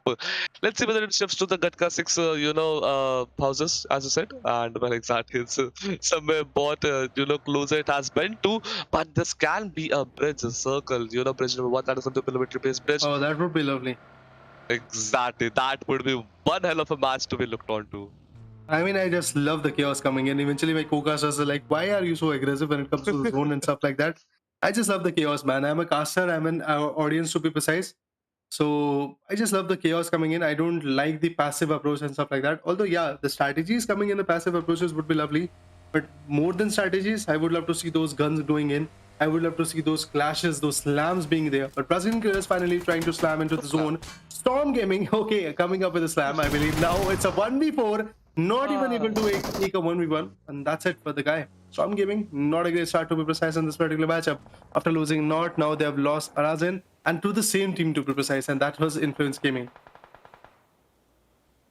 Influence Kevin, well, that's going to be a good start. Not so good. They definitely, need to be not so confident, but they definitely, need to hold on to their positions as much as they can. Just they need to, control out their gameplay. Well, they are doing quite good, but talking about Team Stop Gaming, not so good performance compared to the what we have seen earlier. They are much more capable of this. There are multiple ups and downs of the team, so definitely we'll be hoping that the remaining two players portray out a very good gameplay and we better that they grab some of the finish elimination points from the particular game. Talking about the oppositions, yeah, but there it goes. Multiple teams are at multiple different locations, but somewhere and somewhat closer to each other, trying to eliminate out the other team players and grab a few finishes into the backpack right now. Talking about SCP, they are, trying to get inside the zone via outside the zone. Well, that's a thing to be, looked on to. Yep, they're trying to, go for a good flank or you can say good rotation. Team Influence Quebec, they have also, spotted out, but they have been spotted out as well. Team SCP was just baiting them while going from outside the circle. They are just holding on to a good position and, well, Team Influence Kevin, they have been spotted, they have been tagged as well. Exactly. Kurski, well, he has been tagged as well. But definitely they need to, they would be healing up themselves. The circle is going to shrink within a time span of 1 minute, and majority of the teams and players are almost inside the circle, but for the teams are just inside the zone, not inside the circle. See, before anything happens, the teams have to find that safe haven from which they can rotate, from which they can survive and stuff like that. The right utilities are actually going to be the question. If you have the right attachments as well along with the guns, that would absolutely be an asset. But the only team which is actually getting compromised out of this whole situation is going to be the team known as GZM Esports. They had 0 points in this particular matchup when it comes to teams like Storm Gaming. They do good play. Their two good players have been taken down, and if you see the positioning of Storm Gaming, out of 20 teams, they are stuck at hashtag 18. This shows that Storm Gaming has to play a very vital role, has to play a very decisive game in this particular match, so that they can even maintain their positioning in the particular chart and maybe move forward in the next few stages. Because after this day gets passed, I believe the buffer that is here right now is just going to enlarge, and eventually it is going to put a lot of pressure on those teams as well. Well, the circle is shrinking. The next circle is going to arrive on very shortly, and where it goes, where it's going to be formed, that's a thing to be considering upon. And okay, that's a one good circle to, be enjoying on to the battles of, is going to be the regions of Pochinki and, the hill regions around the Pochinki and somewhere near the Gatkas. Definitely the teams and players which are currently inside the circle will be worrying much, but the teams and players who are outside the circle, they would be trying to get into the circle as early as possible and getting good compound getting good hard covers for themselves, getting a good areas for themselves before the other team jumps onto that, and they need to battle for that one. But talking about the battle has already started between Team Storm and Team X, and there it goes. That's going to be one hell of a grenade by Papa Kill, and well. Ferrara has been knocked out right now. Definitely he needs a revival. Only one player, Ellison, is surviving. One beautiful frag grenade, and Ellison is going to be eliminated as well. And the grenade is just on his way right now. 5, 4, 3, 2, 1, boom, bam. And yep, there it goes. Team Storm Gaming has been eliminated on hashtag 14 with 0 eliminations. And it's going to be Grenadier Papa Kill. Indeed, Papa Gill is a very vital player for the team. I mentioned in the last few matches that we saw, this guy was absolutely able to change a lot of pace for the game. And I'm actually quite happy to see this kind of performance coming from an individual which was able to secure a lot of prize in the initial few fights as well. I just hope that they will be able to be consistent in along the 2 days to be precise that are left, 10 more matches to be precise which are left, excluding this one. So if they're consistent, they will be definitely able to bag out to one out of the top 3 position that is actually going to be there with the prize pool, I believe. So definitely having the prize pool advantage is something which is going to boost their motivation a lot in this particular week. But apart from that, well, they have to be consistent. That's the big question for now. Will they be able to do that consistency? Will they be able to fetch out that consistent approach in their favor or not? That's a big question, to be honest. But apart from that, all the other things that can change rapidly are changing. As you can see that the zone is actually becoming quite dynamic. The shifts are actually going to be there alongside the particular play zones.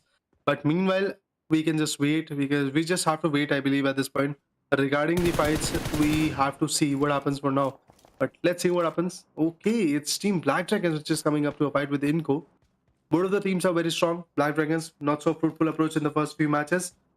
Team Predators, after having the 5 finishes, they are also waiting for the right opportunity. Gatka is the area where the zones are forming, and exactly at this point, if we talk about the shifts, well, it could come in. It could actually go towards the Gatka revival area where the revival tower used to be there in the past few updates that we had. But let's see what happens for now. That we need to have, just have a bit of patience. We need to wait for a moment and look what is going to happen. Oh, Team X, well, X team, they are just on the rampage right now. They're just on the fire. Just look how aggressively they're pushing on to different teams and players, and grabbing as many finishes as they can into the bags and into the pockets.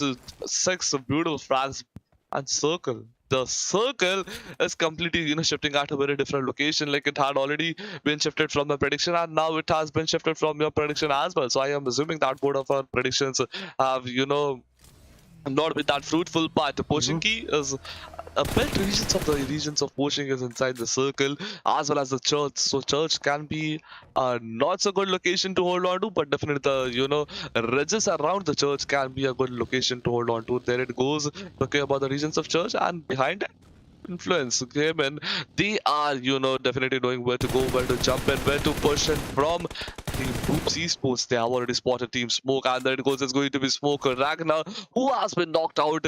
Chief knocks out Nethos. Team Smoke is now almost out of the verge of elimination right now. I am assuming that only one of the player is surviving. Exactly, 3 of the players have been knocked out, only 1 player surviving. Talking about Team Predators, they are also almost out of the verge of elimination. Talking about Team Flamingo as well, they are also just on the verge of elimination. Multiple teams are exactly, or you can say barely managed to survive themselves and continue, will be able to continue further. Let's see what happens. Which team is going to be the ones which are heading towards the next circle, and which teams will be the ones who will be eliminated right now within a time span of short time. Ooh, Luke Esports definitely trying to tag around. They've got the SLK that we were talking about. Eventually, SLK against the DPS shots are there. The Molly definitely would have been actually able to tag 1 or 2 members, but eventually that was not fruitful. That was not the one Molly that could have changed the pace of the game. But on the back end, Flamingo Esports is actually taking a lot of players, and that is going to be Team Predators player 5, who is actually going to go down to the dust. Seems like that Team Predator have to find an approach from which they can survive. But Team Smoke Esports, bye-bye is the guy, but just trying to bid farewell for his team. But on the back end, there is one guy from Team Lucy Esports who's just baiting that vehicle. But look at that. Finally, the rotations gets cocked up. Bye-bye is actually having a lot of damage on his HPs. But he has to rotate. He has to find that zone. He has to find that safe haven. That won't be an easy one, to be honest. But he's just completely going to put down that nitro so that they can rotate, so that they can find out the safe haven for the fights. Seems like that. On the other corner, Flamingo Esports. Okay, Souls Rafina. That is on Souls Rafina with the Kar 98. That is an unconventional approach, to be honest. We have not seen a lot of Kar 98s being used up in this kind of game. Exactly. We haven't, seen multiple. We haven't seen enough sniper shots to be very precise. We haven't seen, the Kar 98 shot. Very long time, but just look at that spotting skills of honored soul players, and well, it's going to be Noob Sheep who has picked off the last player from Team Smoke Esports, and Team Smoke Esports have been eliminated at #12, but just a solo elimination. Well, it's the last match, and Team Smoke have been eliminated at a quite early stage. That means they are not grabbing multiple points from this match either. So yep, I don't think so whether they will be able to, get out of the top charts of the day. But exactly, Team Black Dragons, they're pushing quite not so hard, but not so passively as well. A good grenade that could be one. There goes just right inside. But how did he manage to survive? That's going to be a question arising from me. Was that grenade dodged outside Mythic or else was it inside the Sheikh? I have no idea. The second circle, the next circle is shrinking. The next circle is gonna arrive shortly. And where is the circle going to be? Which teams are going to be the one benefiting from it? And the circle is once again, the circle has once again shifted far beyond the regions of where the teams are holding on to right now. And definitely the teams are forced to get inside a circle. They are forced to go for a good rotation, and definitely the rotation clashes are on for sure. They are going to be tagged on while having a good rotation, and the teams who are holding, they will be tagged out by the zone. To be honest, I'm very happy to see this kind of zone coming in, because now the rotations are going to be so far deadly that not even just the aggression is going to cut out, the right strategy should be there, then only the survival is actually going to be there. So I'm actually quite happy about the fact that these rotations are coming in. But there is a knockout, and it is coming from INCO's perspective. The guy known as Killazada is now knocked out. He might be actually killed at this point. And apart from that, INCO Gaming, they're also coming up with some trade fires. Let's see what happens. The UMP 45 shots going in. I really doubt those UMP 45 shots are going to do much, because the thing is that even if you are actually able to control the recoil, those shots are actually going to be there with the bullet drops when it comes to UMP and SMGs like that. On the other corner, 11 teams, 23 players, 31 players that are surviving. So Rafina also gets taken now. That's on it. So Loops Esports on the other corner gets compromised. That is now going to leave the lobby with 9 teams and 28 players. Oh, one of the big loss for Sci-Fi Esports. Exactly, Sci-Fi Esports, they have been eliminated. Well, it's not so good either, but for Team Honest Souls, they have been eliminated at times with 2 eliminations. Talking about Team Knife and Skull, all the 4 players are surviving, but for how much longer? There it goes. This is what I was talking about. Trash has been knocked out, ran over by the vehicle. Talking about INCO Gaming, they're also still surviving. Talking about MANDRAKES Esports, all the 4 players are surviving. Nicholas is going to be the one solo player who has been knocked out. He needs a revival definitely, and well, there it goes. The revival has been successfully attempted and done, and he has been revived. The rescues has been done.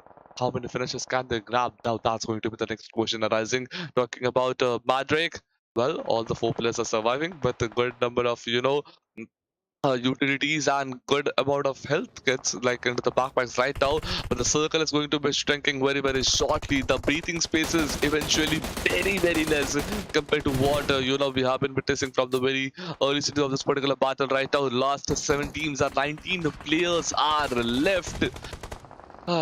This is going to be one hell of a chaotic situation right now for the players and the teams, because this is the very ending and crucial part. If you choke over here, you are definitely choking onto the points table. It's a bit of a bummer to see this kind of teams like retaliating and eventually not even having the zone advantage at this point. That's what happens when you actually are able to survive till the last and the zones are actually playing its own game. Look at that. Mandrake's Esports is the only team which is going to have the zone advantage in their favor. But let's see, will they be able to have that favorable approach for themselves or not? That's a big question for now. Even if they've got the zone advantage in their favor, they might not survive till the end. They might not thrive till the end. A nade coming in, Team Knife and Skull is actually getting shattered, but that's it. Knife and Skull also gets taken down by the Flamingo Esports. Flamingo Esports is just trying their level best to be consistent. They have already got 13 frags. They could actually approach for the first position, because the way they are performing, the way they are actually achieving those points, it seems highly unlikely that any other team is actually going to contest him. But yes, the team which is actually going to back at the winner jacket could be the one team which can easily change the pace of the game. XTEAM, which had the zone advantage, is now getting crushed down. Apart from that, Flamingo Esports is also going to go on a very another type of, let's say, stance at this moment. GC God, he could actually come up with the revival, but he is actually way too far away from his teammate. Revival is not a question for now, I believe. INCO Gaming on the other corner also gets shut down. 3 teams are surviving, 10 players are surviving. It's Flamingo Esports which is actually going to have a lot of trouble, I believe, while surviving. They have to go for the edgy approach. The rotation is coming in for sure. The vehicle rotations, audio cues is actually going to be there. It's a 4v1 type of situation, seems like that. Yeah, exactly it is, because the second member from Team Flamingo Esports is pretty much knocked out. I highly doubt that revival will be there, so we could actually call it out as a 4v1. 3 team, 9 players. Yep, and that's going to be a thing you need to be considering upon. 4v1, as I said. Team Flamingo Esports, well, it was the last match. It was, if No, I guess it was the very, second last match, the last ERANGEL, where they had won the game, if I'm not wrong. But in Yeah, this match, they are, not into it a was good Miramar. location right now. They are not in, a bit of favoring situations right now. But talking about Team MANDRAKES, but they are pushing and they're pushing quite harder. It's going to be Team, okay, there it goes Team INCO. Oh, that's not like a good sign either for them, and they are Oh, almost the out of the DPS. elimination right now. But well, Team Influence CHEMIN. Well, they have been eliminated from this particular match, and Team Hi. MANDRAKES Esports, well, the three players surviving, two onto the foot, one onto the foot, and two onto the knees. But definitely, this is going to be a good stand, stand over here for Team Flamingo Esports. He is pushing. Yep, as we can see, he is pushing. Is the grenade gonna, creating a bit of impact, jumping out of the rooftop right now? But meanwhile, while he jumps and adjusts out to his locations, to his angles, but our players are going to be revived, and there it Mhm. goes. Yep, it's going to be Acid, who has already been, he has Oh, they spotted it out. know. The grenade, it can be lethal, and They there it know. goes.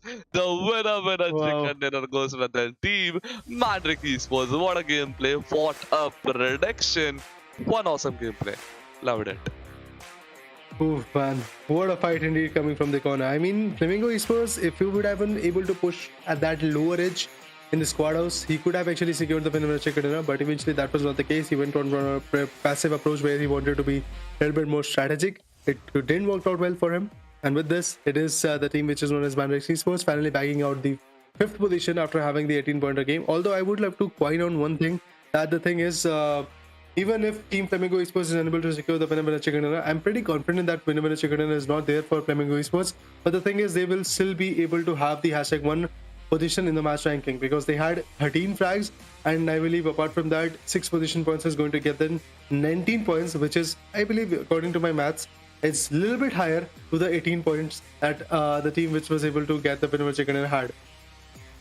Well, definitely, I wouldn't be doubting your math, some calculations right now, because mine is not good that either, to be very honest. But definitely we will jumping, and we will, checking out what is going to be the match rankings of this particular match, and what will be the overall ranking of day one. But before that, I guess there are much more, data that we have to show on the screen, that we have to show to the audience right now. And well, talking about this particular match, just a look.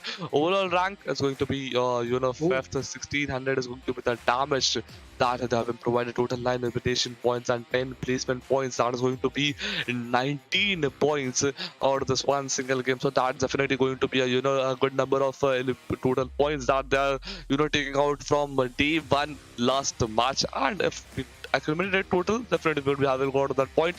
But yup, definitely Acid over here with 4 eliminations, 566 damage.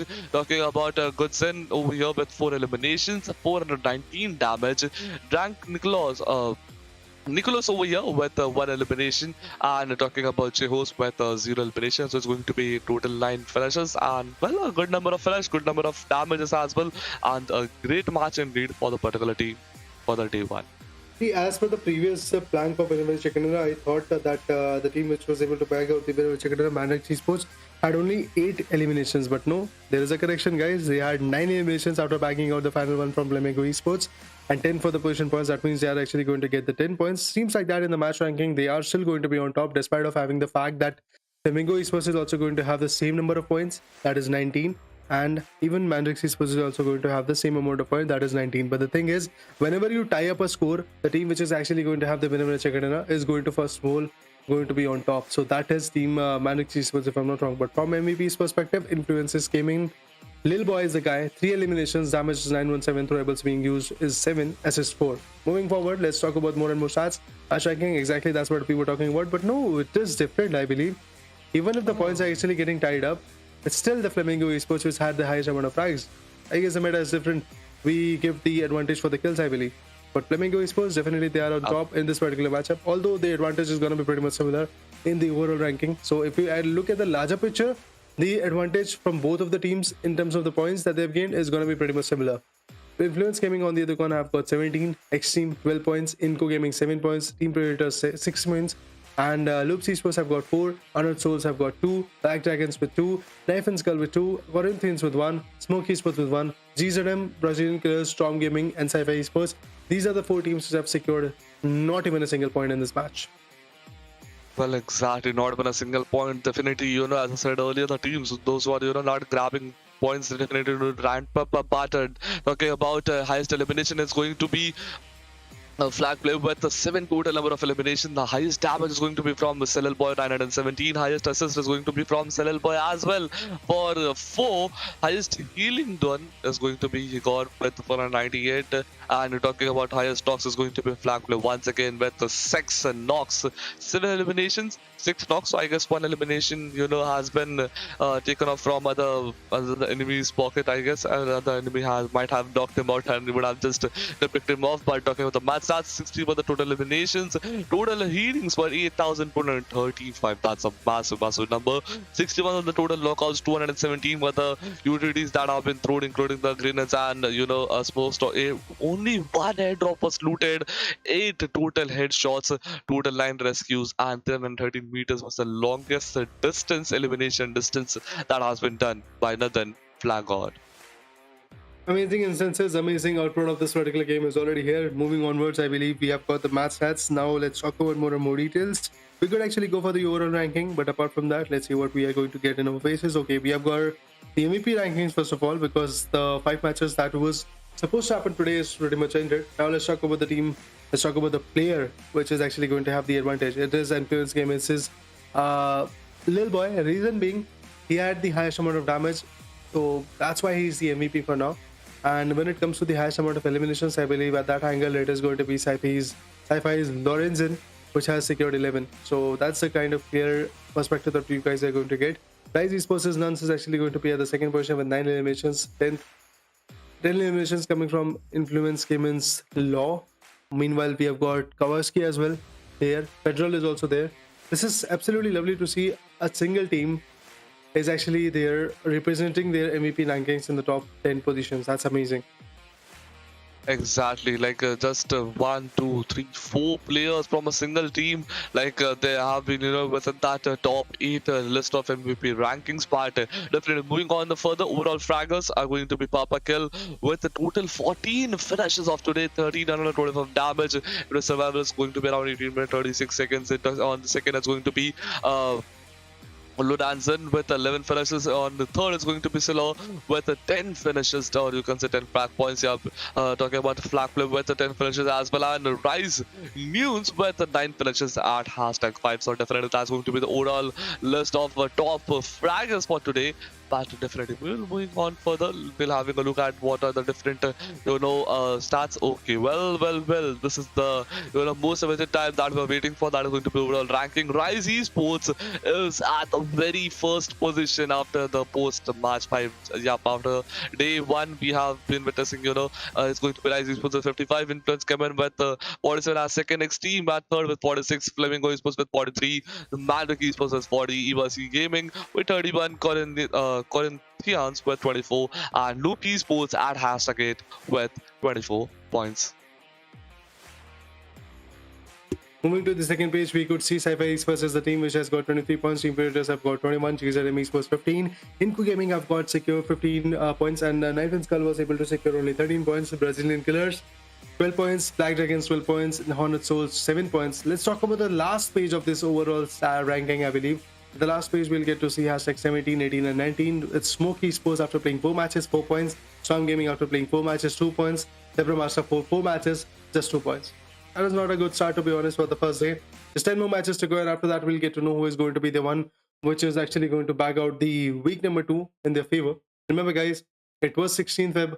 Now we are going to move on to 17th Feb and then 18th Feb to know which is actually going to be the guy, or the team to be precise as a whole, who is going to bag out the #1 position in the leaderboard in the standings, to be precise. So definitely an insightful week is going to be there for all of those PUBG enthusiasts coming from Brazilian region or any other region, or the subscribers of Ruthless Esports, because you will get to see different action. Because the meta coming from different regions is obviously going to be a little bit more different, because in the Southeast Asian region you see a lot of, like, let's say, aggressive stances from the start till the end. But eventually, if we talk about the Brazilian region, you see a passive start, but then at the last circle you see a aggressive stance, and then eventually when the survival is way too high in the last few circles, the clashes are also way too high. Apart from that, another thing that can impact quite a bit about the meta is the choices of guns. For example, in Brazilian regions, we see a lot of DBS and shotgun guns as actually being used. But right now, Me leader along with me Everted will be back tomorrow at the same time, I believe, guys. So in order to see those 5 matches, make sure to subscribe to this channel and like the video as well. Share as much as you can with your friends. But for now, guys, we are going to take a short leave. Bye bye. Peace out. Thank you for joining us.